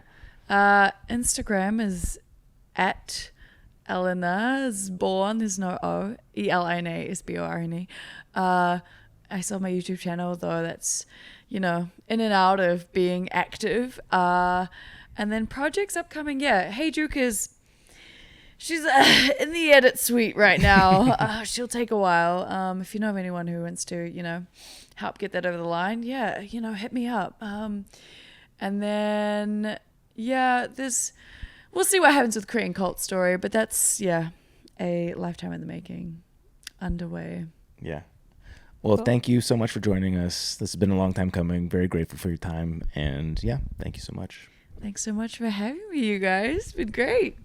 In lieu of Trek propaganda, we're actually going to do something a little bit different. We met up with many of the Trek bloggers who are hiking the PCT this year and sat them down for what we call rapid fire interviews, basically 10 minutes, learning about their hikes, learning about them as people, and just getting some of the tea from their experiences. Definitely had some very engaging and fun chats, and it's a fun way to get someone's story in a rapid way. So here's a few of those.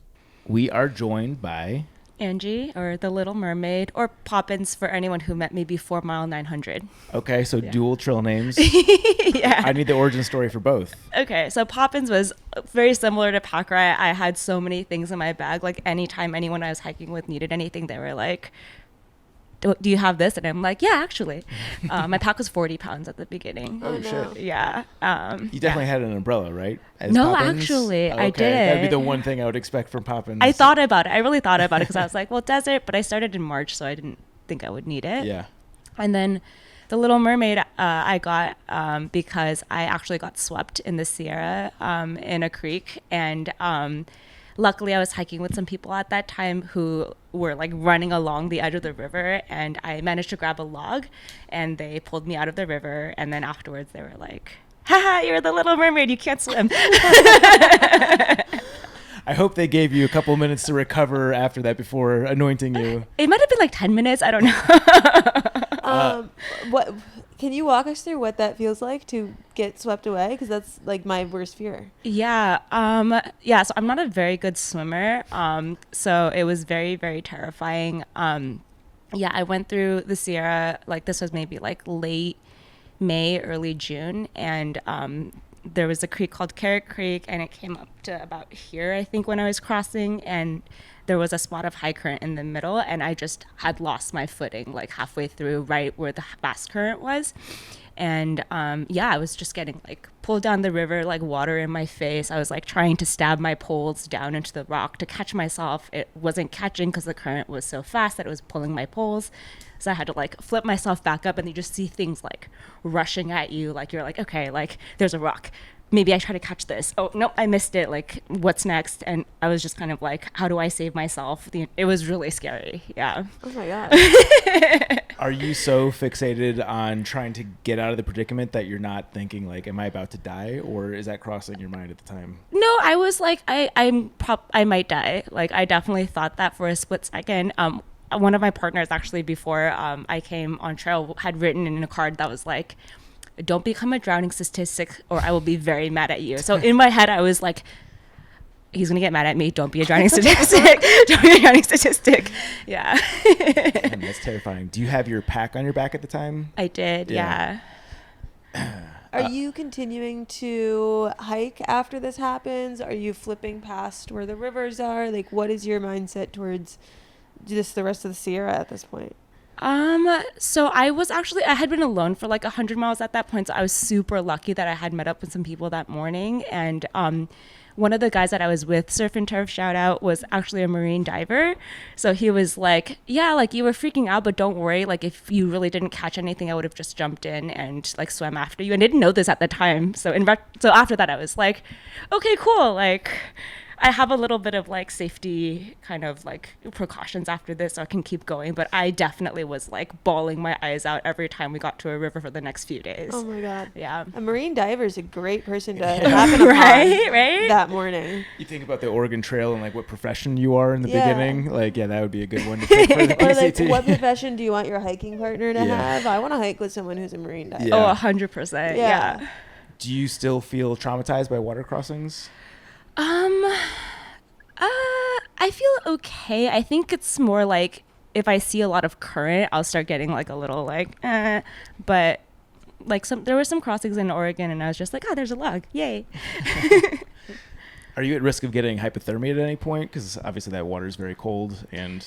Not on that crossing, but the next morning we went through one at like 5:30 in the morning or something like that, and me and Hello Kitty, this other girl that I was hiking with, like we spent a good amount of time in that river because it was pretty wide, and then afterwards we were just like, oh, we're not warming up, like we have to find a spot where we can like just take off all our clothes and like lay out in the sun for a little bit. I don't know if we were going to get hypothermia, but it was cold. Yeah.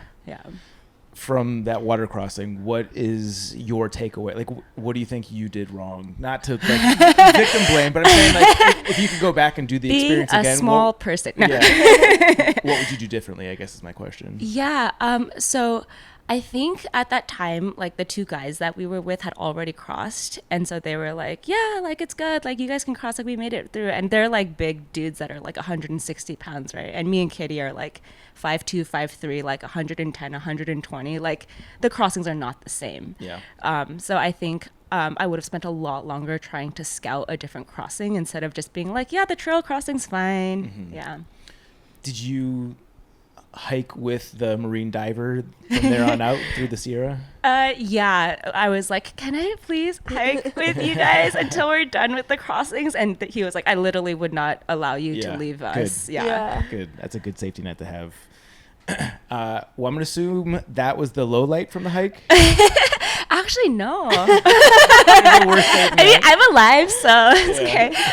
No, the low light actually was coming out of Ashland. There was a night that I was on this like Blue Blaze Ridge, and I was like, oh yeah, there's like a gorgeous sunset. There's a little bit of a breeze. There's definitely not going to be any mosquitoes here. I'm a cowboy, and it was a horrible idea. I got eaten alive for like 4 or 5 hours straight, and finally at 4 a.m, I was like, I think I'm going to set up my tent. Oh no. And so I set up my tent in the dark, and it was a new-ish tent. I hadn't really figured out how to pitch it, so it fell in the middle of the night, and I woke up and I was like, I guess this is what a bivvy is like. Yeah. And after that I was like, if I see more mosquitoes I might quit. Yeah. Yeah. That sounds terrible. Still think I'd take that over the river. Yeah, same. It could be like a recency bias kind of thing. Fair. Best day on trail. Best day on trail, summiting Whitney, I think, because I went up with my family, and they turned around after like 5 or 6 miles. And the one guy that had snow experience on the team was like, I want to see the sunrise. And he ran on ahead. So I thought I wasn't going to be able to do it. I was super bummed. And as we were just about to turn around, this other hiker named Shasta came up, and he was like, you want to go up? And I was like, I've never met you, but okay. And then I just followed him up and ended up going onto the summit, and it was super, super fun. I hadn't really done a ton of snow stuff before that, so I was like super stoked that we were able to make it all the way up. Yeah. Yeah. Very cool. Best view that you've seen. Let's subtract the Sierra. Goat Rocks, 100%. Yeah. Yeah. Where are you on trail right now? Snoqualmie. Okay. You're in the thick of the good stuff right now. Yeah. Okay. Good. Yeah. Any standout animal encounters? Ooh, yeah. When I was in the desert, there was one campsite where on far out the comments were like, there's an active bear here. And we're like, we're tired. We're not going to hike another 0.5 miles to find the next campsite that doesn't have a bear at it. So I think the bear won't show up. And like 20 of us were all cowboy camping at that campsite. And then at 2 a.m, we just get woken up and someone was screaming like, bear, bear, bear. So we all started waking up and like we were all screaming. And it wasn't us, but the unfortunate couple next to us got their stuff attacked. And yeah, one of their packs got shredded. And then we were like, well, we're going to go now. And so we packed up at like 3:30 and went to McDonald's. Is McDonald's open I guess it was a 24-hour McDonald's. No, it Or was you the one went in Cajon. Oh, okay. Yeah, so we hiked out and then we kind of just waited for it to open. Yeah, got it. On the subject of food, what's your favorite trail snack? Trail snack.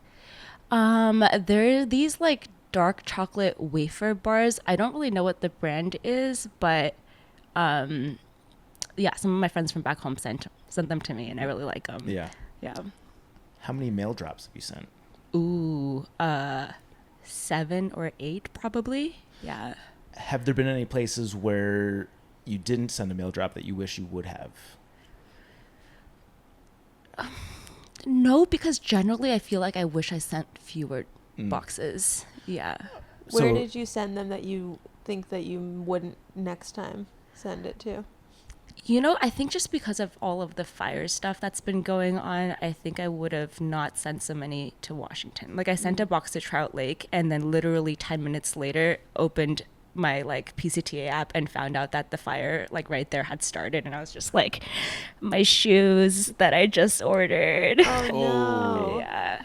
Are they still just hanging out there? Yeah, I called them to forward it and they never sent it. So then luckily there's an ultra tent right here.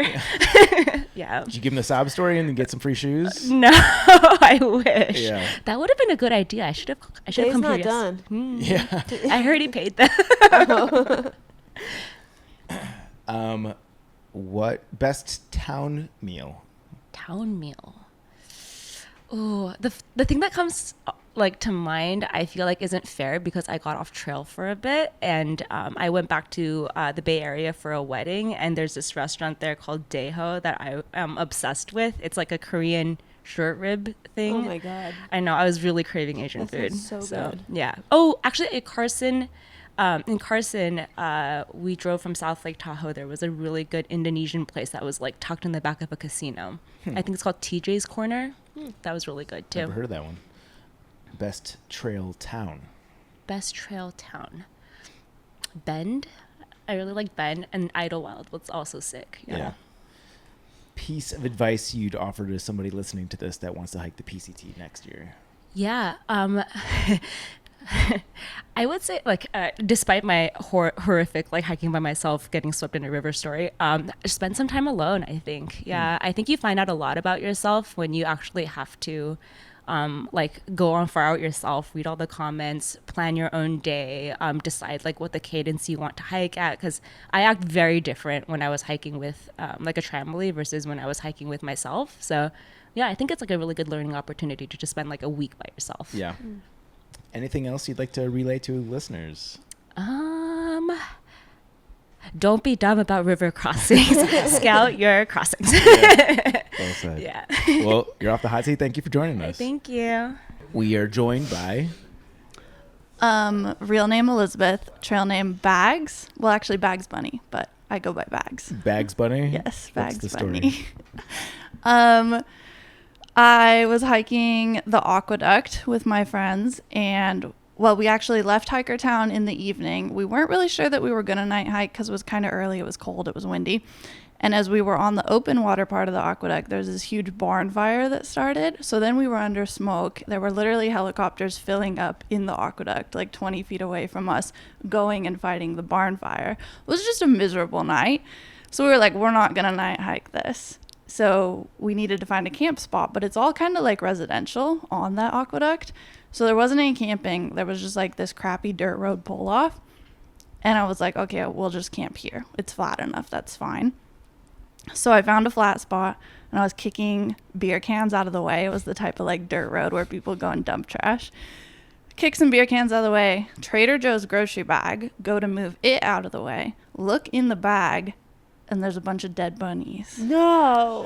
Like 3 dead bunnies. I have a picture, but I need your, permission to be able to see it. Yeah, sure. Yes, after the interview, Okay. for sure. I don't want to cry in the middle of an interview. I'm actually okay. You don't need to tell me. It was really sad. I can't even imagine what the story is that leads to 3 dead bunnies in a bag. No, they were like pet bunnies. It was very no. sad. Yeah. So then I was like, okay, I'm not going to touch that. And I can't camp here. So I went and showed my friends the picture. They Yeah. were like, why did you take a picture? And then they were like, okay, we'll move somewhere else. Yeah. So we just went further down the road and camped. So do you sigh when somebody asks what the story is behind your trail name?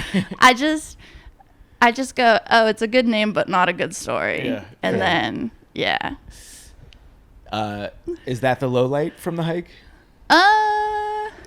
No, that wasn't like terrible. That wasn't like traumatizing. Yeah, they didn't kill me. Yeah, I mean, I got a good trail name out of it, so it had a positive spin. Yeah. Okay, so what's the low light?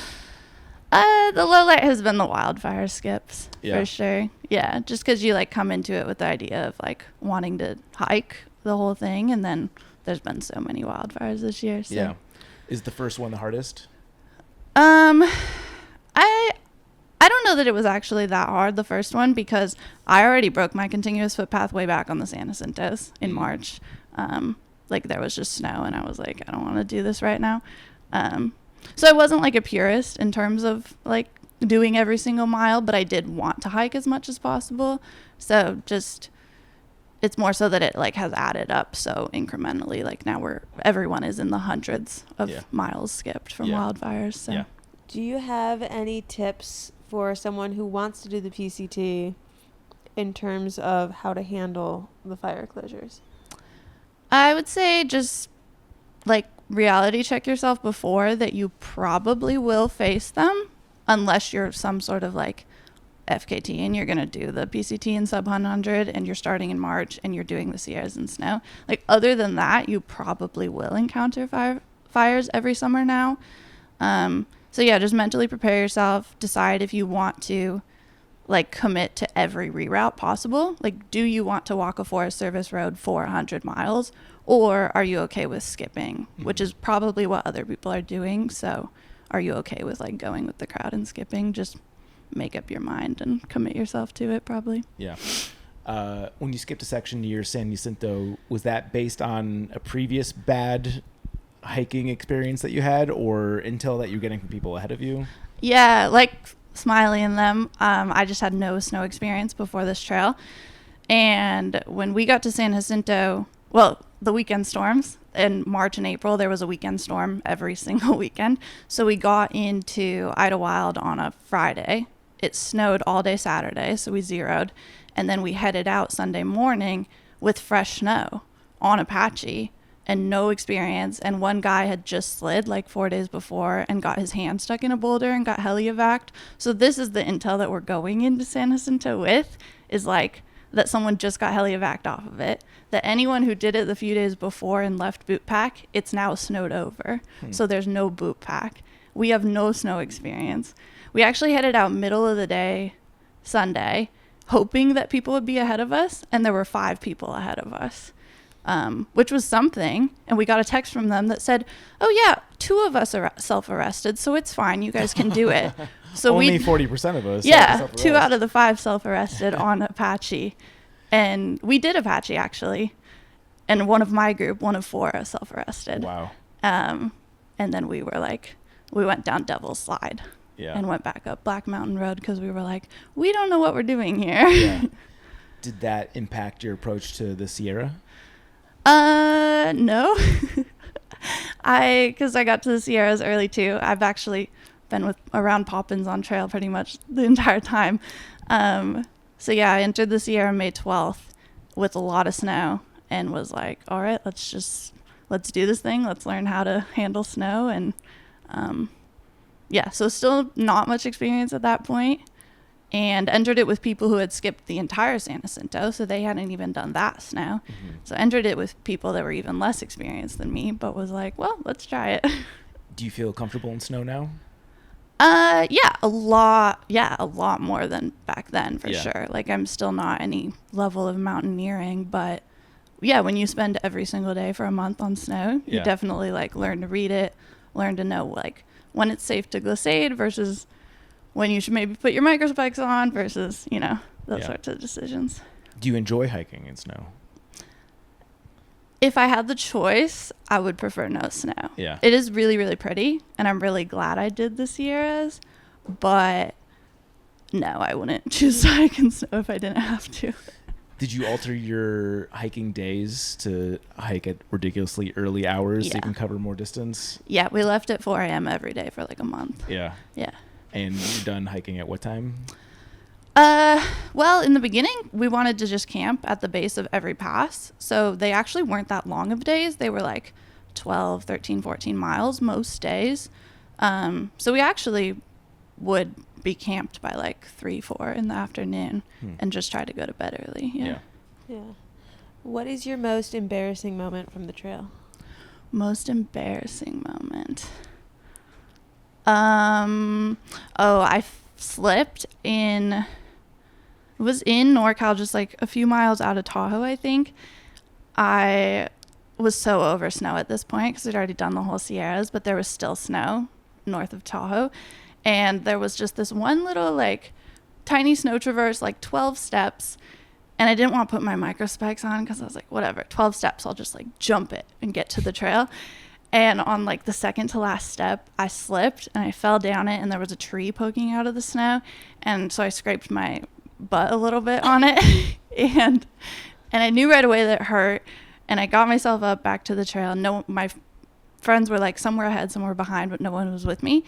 And I was angry. I was like, I'm gonna just rage hike this out. Like, it's fine. I'm not even gonna look at it. I'm just gonna go hike. So I hiked like a mile, and then I got my camera out. I looked at it, and it was like bleeding and really dirty. And I was like, oh, I have to deal with this. Is there a trail of blood behind you? Yeah. So then I stopped and started to like clean it with a wet wipe, and then my friend came up and she was like, what happened? And she helped me clean my butt, and she got real in there. Real friendship. Yeah, real friendship. I guess that raises the question, any good poop stories? Oh, no. No, okay.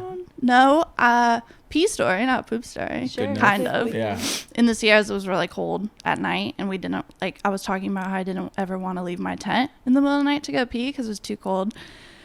And my friend, also a girl, was like, well, I just pee in my vestibule. Like, you can totally do that. Then you don't have to get cold. You don't have to open the whole thing. And I was like, oh, okay. And she's telling me the logistics of how she does it. I was like, okay, I'll try that. And then I think that night or the next night or something, I woke up and needed to go pee. And I tried her method, and I just ended up peeing, like, on the door of my tent. So it was, like, partially in the snow and, like, partially in my tent. And then I had to clean it in the middle of the night. So it really it didn't save me any work. Have you tried it since? No, that was it. Yeah. I gave up. Yeah, one and done. No pun intended. Yeah. Favorite piece of gear? My sleeping bag. I think it's technically a quilt. It's Feathered Friends. And I think it's only a 20-degree quilt, but it zippers the entire way. The and flex? Yeah. Yeah. Yes. And it cinches at both the bottom and the top. And so I can pretty much make it a mummy bag. Like in the Sierras when it was really cold, I could get all the way in it and make it like a mummy bag. But then when it's hot, I can just have it completely unzipped. Love it. Yeah. Best trail town?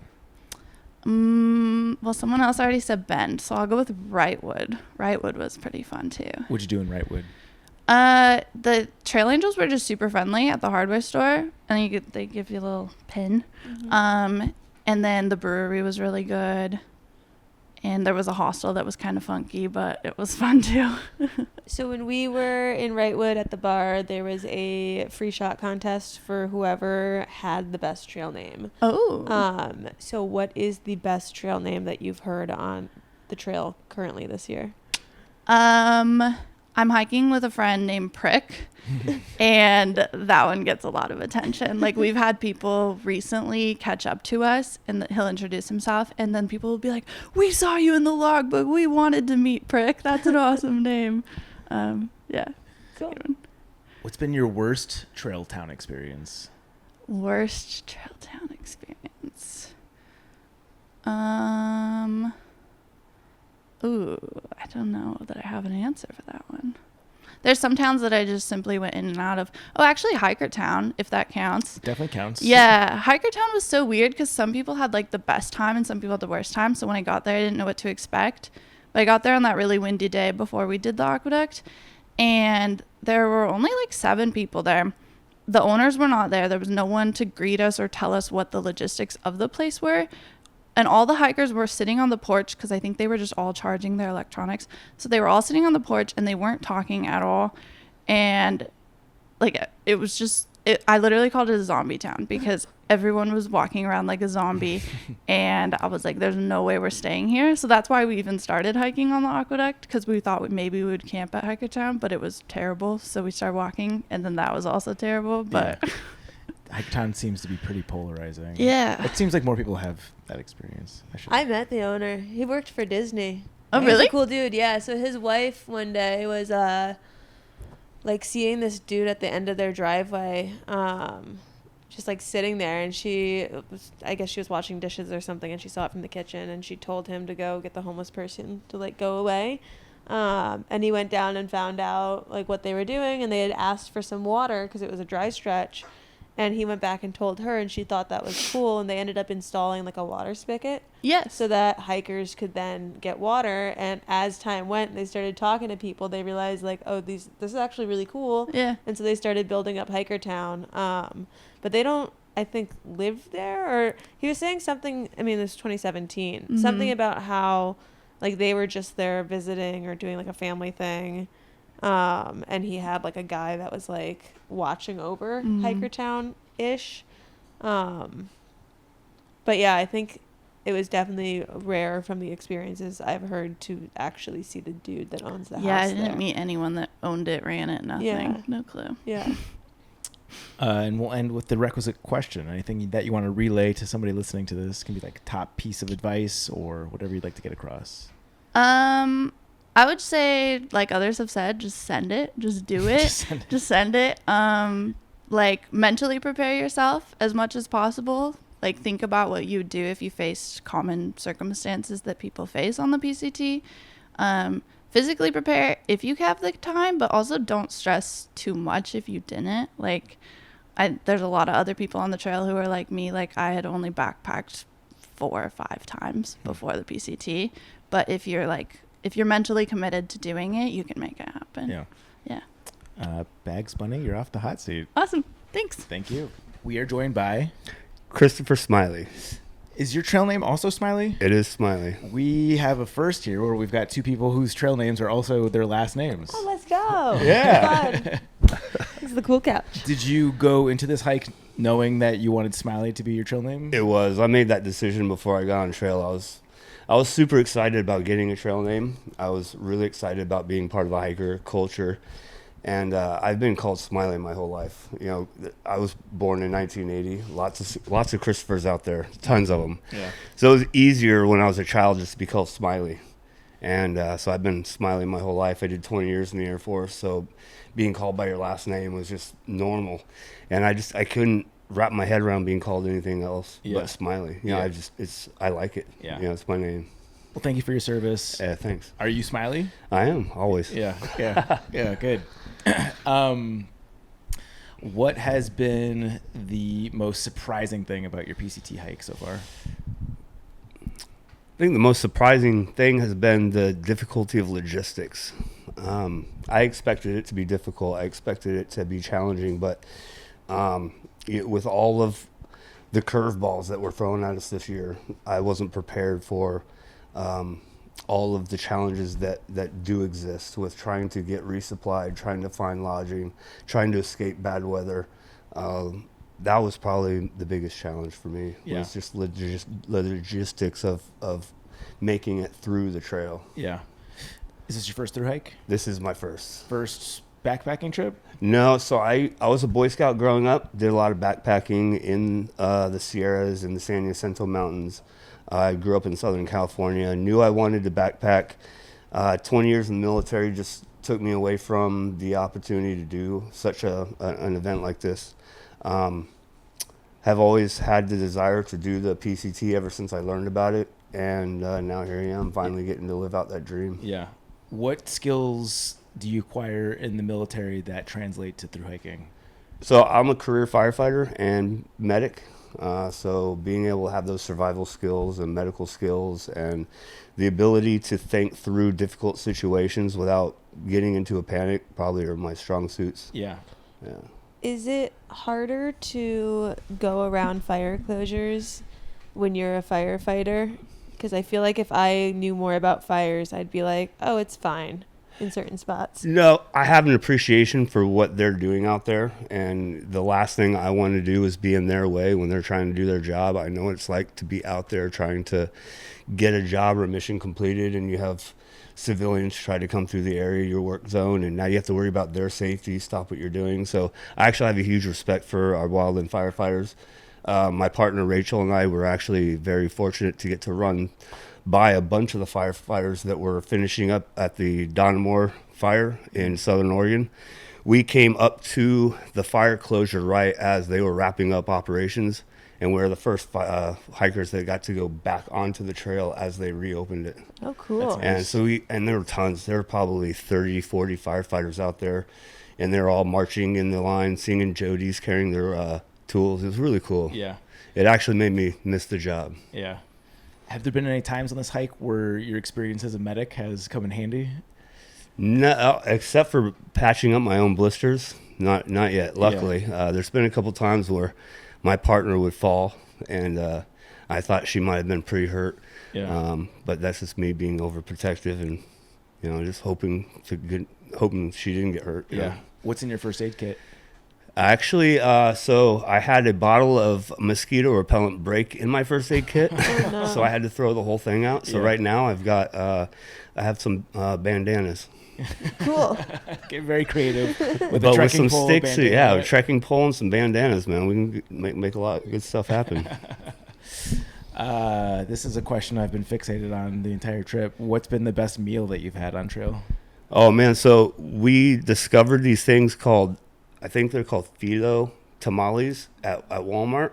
They're like a ready-to-eat tamale in a package. Yum. They're so good. If you ever get a chance to have some of those, pack those in. They pack real tight. They're so good. Calorie dense. Yeah, is this only at Walmart, or can you find these at most grocery stores too? I'm not sure. We've only had luck finding them, and I say we, my partner and I, have only found them at Walmart. Yeah. But we actually went onto their Instagram page, and we tagged them in the photo of us eating these things, and they put us on their website. It's pretty cool. Wow. Yeah. But they're tasty. If you ever get a chance, they're really good. That's How cool. long do they stay good on a resupply? They're good. So they're prepackaged, and they have enough preservatives to keep them good for a while. Oh, shit. Yeah, they're shelf stable. Love that. What's been your best day on trail? My best day, probably summiting Forster. That was probably we tried to do Whitney, and I went up in shorts, and we got up to about 13,000 feet, and I was so cold that I was starting to feel the onset of frostbite. So we had to turn around and go back after we made it up all those switchbacks. Yeah. And so I was really bummed out about that, and it kind of got at me. So when we got to Forster, being able to summit that 13,000 feet again and conquering that altitude kind of was like a reprieve, or like I was able to prove to myself that I still had it in me. Yeah. What's been your biggest oopsie moment on trail? Oopsie moment on trail. There's probably been lots of little ones. Oopsie moment.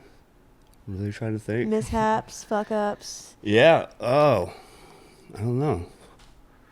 Just had a perfect hike. Yeah, you know, it hasn't been bad. Wow, It really okay. hasn't. Well, I mean, that's we good. haven't had too many major issues. The weather and, you know, like I said, the logistics have been probably the hardest thing. Yeah, I don't know. Off the top of my head, it really has been pretty seamless. We've been very fortunate not to have any major injuries.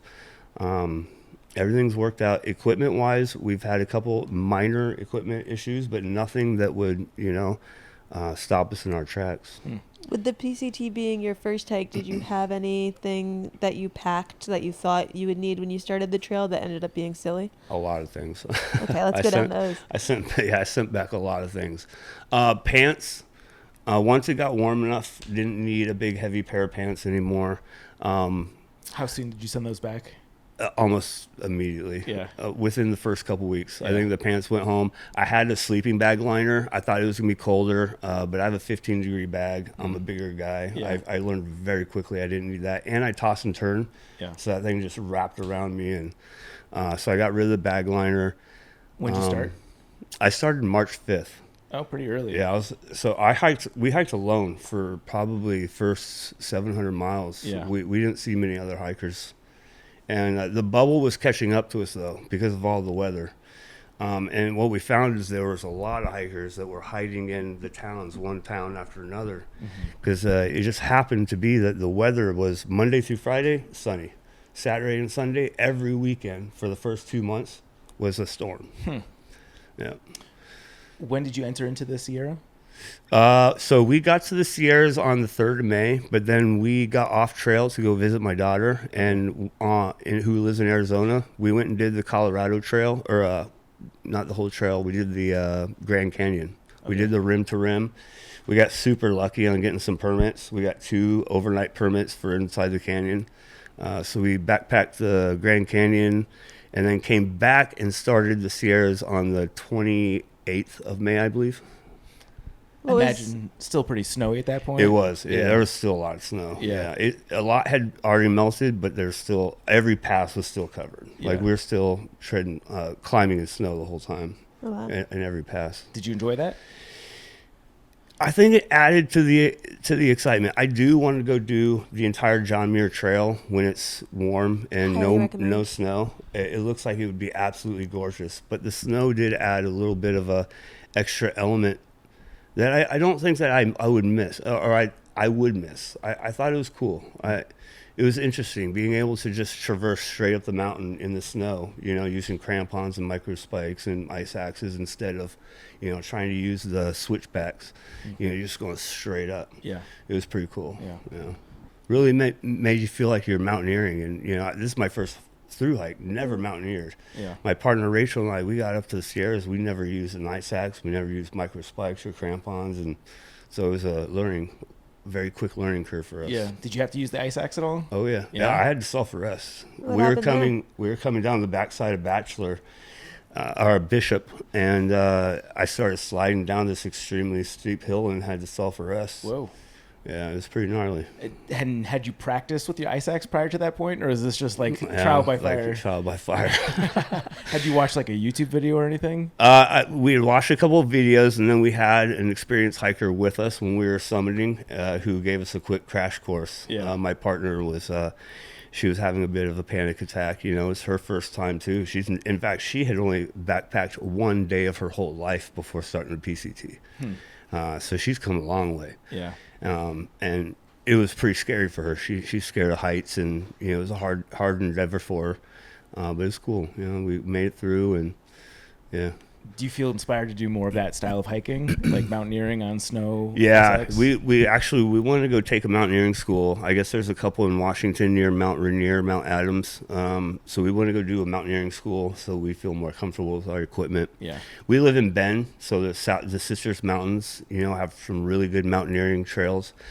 So we want to get into that, but we want to be more comfortable with our gear. Yeah. I think we got lucky, to be honest. You know, it could have got sketchy really quick. Yeah. And we got really fortunate. And I'll end this question with everyone. Got a lot of people listening to this. Anything in particular that you'd like to relay about this experience? Just don't be afraid. Get out there and do it. You know, you'll learn when you get out there. It was a huge steep learning curve. You know, the logistics, how to use trail angels, how to just checking the weather every day. Certain things you don't quite think about, but you'll learn them on trail when the necessity becomes real. You know, you're like, oh crap, I've run into a problem. You'll figure it out. Yeah. And the hiking community takes care of itself. I've never met more people who are just equally invested in my hike as their own. It's pretty awesome. Yeah. It really is. Yeah. Yeah. Smiley, you're off the hot seat. Thank you for Thanks, joining man. us. Appreciate it. Yeah. Thanks, guys. To the Triple Crown. Staying on brand for today's episode. Oh, I did skip the previous one. We'll come back to that. This is the Triple Crown of the photos you take / things you film while on a long trail. Things that you document while backpacking. Should we preface this as in these are the things that you document or the things that you would recommend someone should document? I guess we can just go, maybe keep it broad and refine as we go. I was thinking about it in my brain, but I was also going to say one for someone else. Okay. Anyway, I'll start. Any view that has a lake or a body of water is almost always going to have me with my phone out taking a picture. Does that include like AT style bodies of water? I mean, I guess I can't imagine I wouldn't take a picture. Yeah. Like, or a video.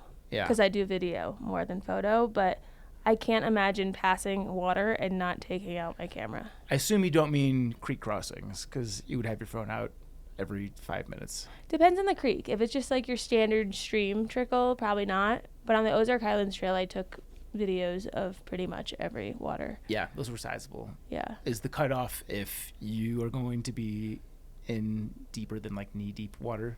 No, because I'll take a picture of a waterfall any day too. Waterfalls, which by the way are the thing that translates the worst, I think.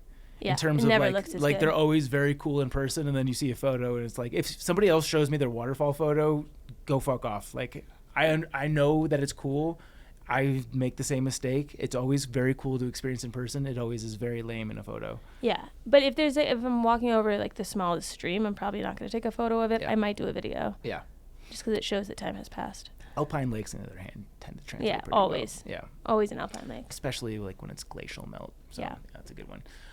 For my first pick, I'm going to go with, this is the thing, keeping on brand with the interview, this is the thing that you should document, and I've historically done a good to bad, or I'd say mediocre to bad job of it, is documenting the people. Mm-hmm. Everyone has a picture of your Vista view, and many of those people are carrying fancy mirrorless or DSLR cameras, and they're going to document it even better. And frankly, that's not going to be the thing that you remember the most of the journey. The thing you remember the most are like you fucking around with your fellow hikers and hiker family. I think I did a better job with this on the PCT with Jabba, trying to document some of the stuff, partially because we were going to film a documentary, but partially because I think I realized that I didn't do enough of that on the AT. But yeah, I say this one because this is the thing. If you're going to be setting out for a thru hike, especially your first thru hike, you don't need to take a picture of every clearing that you cross because, again, they're all going to end up looking somewhat the same. But it's the people and like all the fun interactions that you have will be the things that you cherish the most. Yeah, I got better with it on the AT, but something I was trying to do rather than be like, everyone smile, because that feels weird, is on the AT when I would go to the bathroom, on the walk back from the bathroom, I would try to take a picture of the shelter with just people hanging out the way they were because they're not paying attention to me. Yeah. And those are good ones to have. Candid photos for Yeah. sure. Yeah. My next one, this is the one that I do the best job documenting, is the food. This we can keep it specific or we can go broad, but this can be anything from like somewhat creative trail snacks, and I use somewhat loosely. It can be me just putting like Oreos in a tortilla and being like, man, I'm a genius, to like the standout meals that I have on trail. Which reminds me, we did mess up by not going to the East Wind Drive-In. I forget what it's called. The little like fast food-ish dairy joint in Cascade Locks. Oh, we also didn't eat from the fish truck. This is true. There's a pickup truck that just said fish. Yeah, local fish, something like that. Yeah, we didn't do either of those things. guess One we of gotta those go back. things that I regret more than the other. Yeah. But yeah, I like every notable meal in town. I've got a photo of it because Yeah. I'm a fat boy at heart. True. My next one is animals. And this is broader than I was originally starting with. I was going to throw Elise a shout out and say marmots, because Elise took a photo of every marmot we It's saw. dedication. On literally every single one. Yeah. So I was going to say marmots for her, but then I thought about it and I was like, well, if I see a moose or if I see a bear or like if I see a mountain lion, I'm probably going to take a picture of it. Yeah. My chance of survival is not high. Yeah. So I might as well take a photo. I don't even know what made that noise. There's a ghost in the office. Yeah, that was weird. So animals, I think that's self-explanatory. Yeah. Go-to photo time. Third one, this one's going to be more video, because I do this more, well, it just makes more sense in video. But when I record my vlogs, obviously it's nice to get shots of your face so you can see yourself in the moment. That's always fun to look back on, especially when you're just like dripping sweat like crazy and look a mess. But one thing that has been very fun to go back and watch as time has passed and I have gotten progressively more out of shape is once you're in your like peak meat hiker strength, like you're just made of muscle, you are a steak,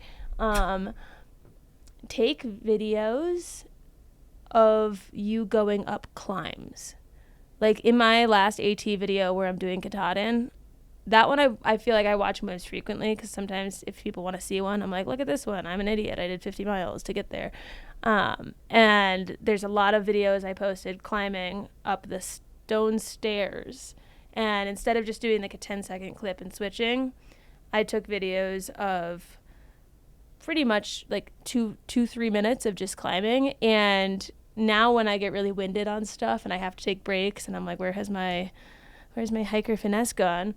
It's fun to rewatch those and be like, holy shit, I'm going really fast and I'm not stopping and my breathing sounds really regulated. Like it's fun And to I look strong. Yeah, and look how long I'm going. It's fun to look back at those videos of you going up climbs when you're in your peak fitness, especially once you fall out of it, because you just look back and like admire yourself, which is good for self-esteem.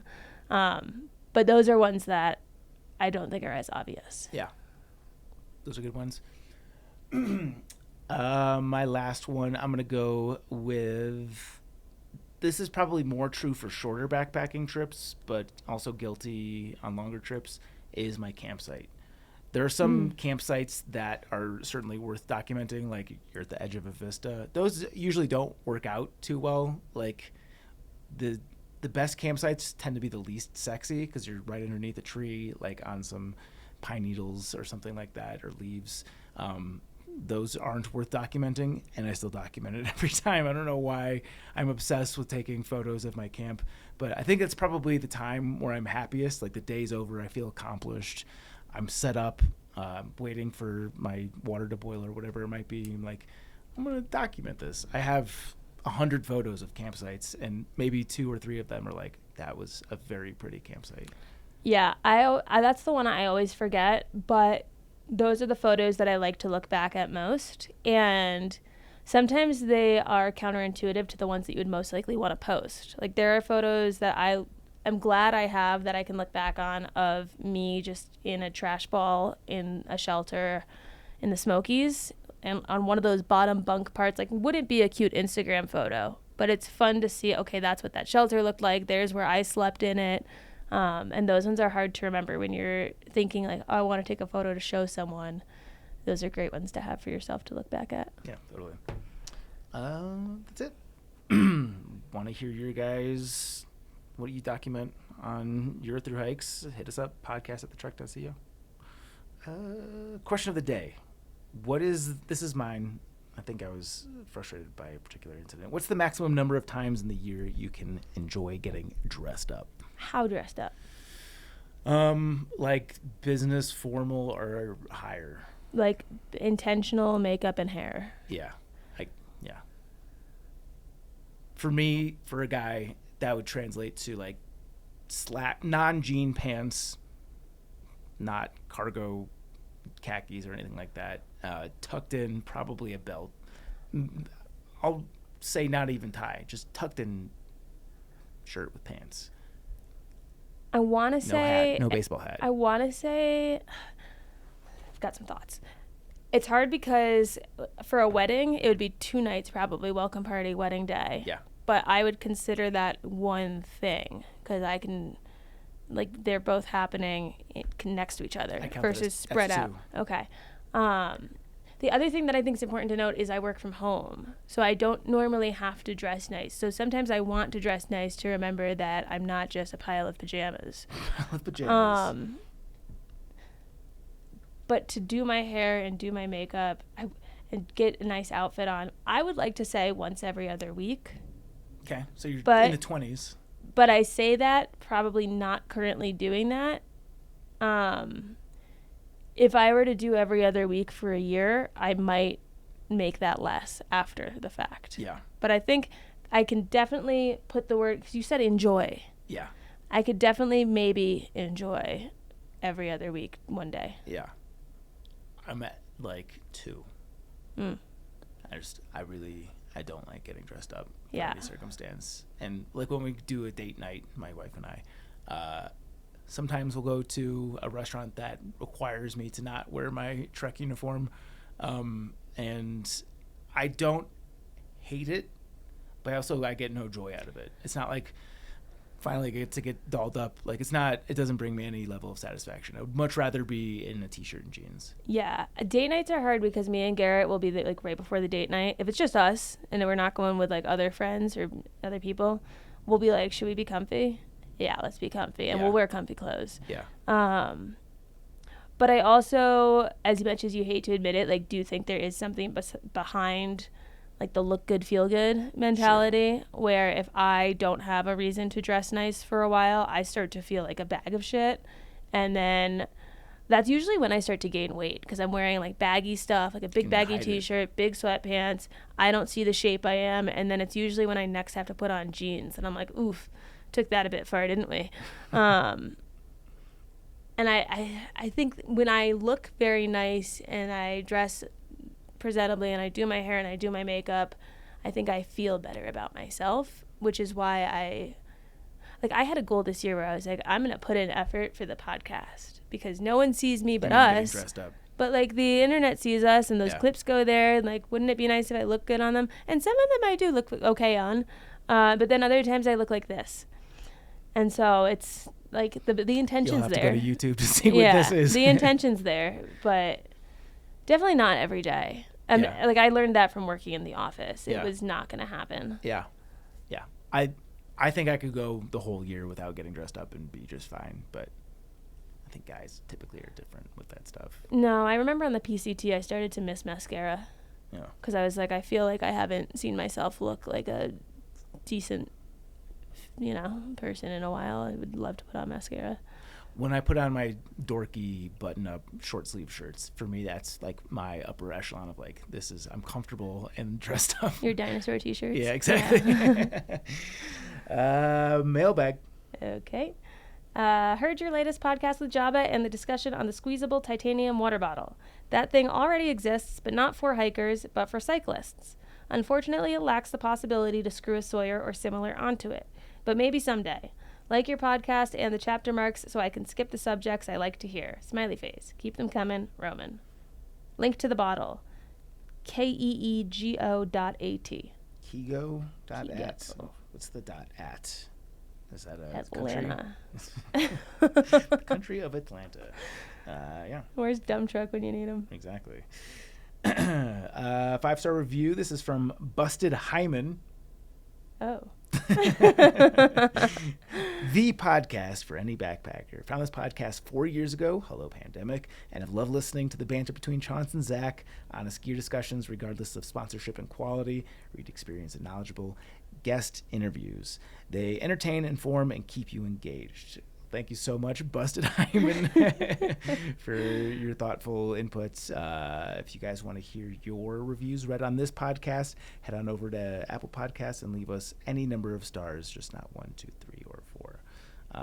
And that compliment I take, I think is very nice, and I'd like to think is true, is that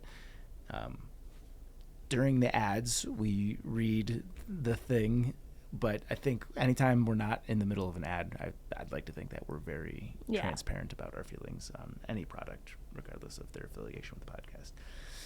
Also, if you guys want to get a free sticker, leave us a review and screenshot the review. Send us an email at the podcast at thetrek.co, and we will send you one.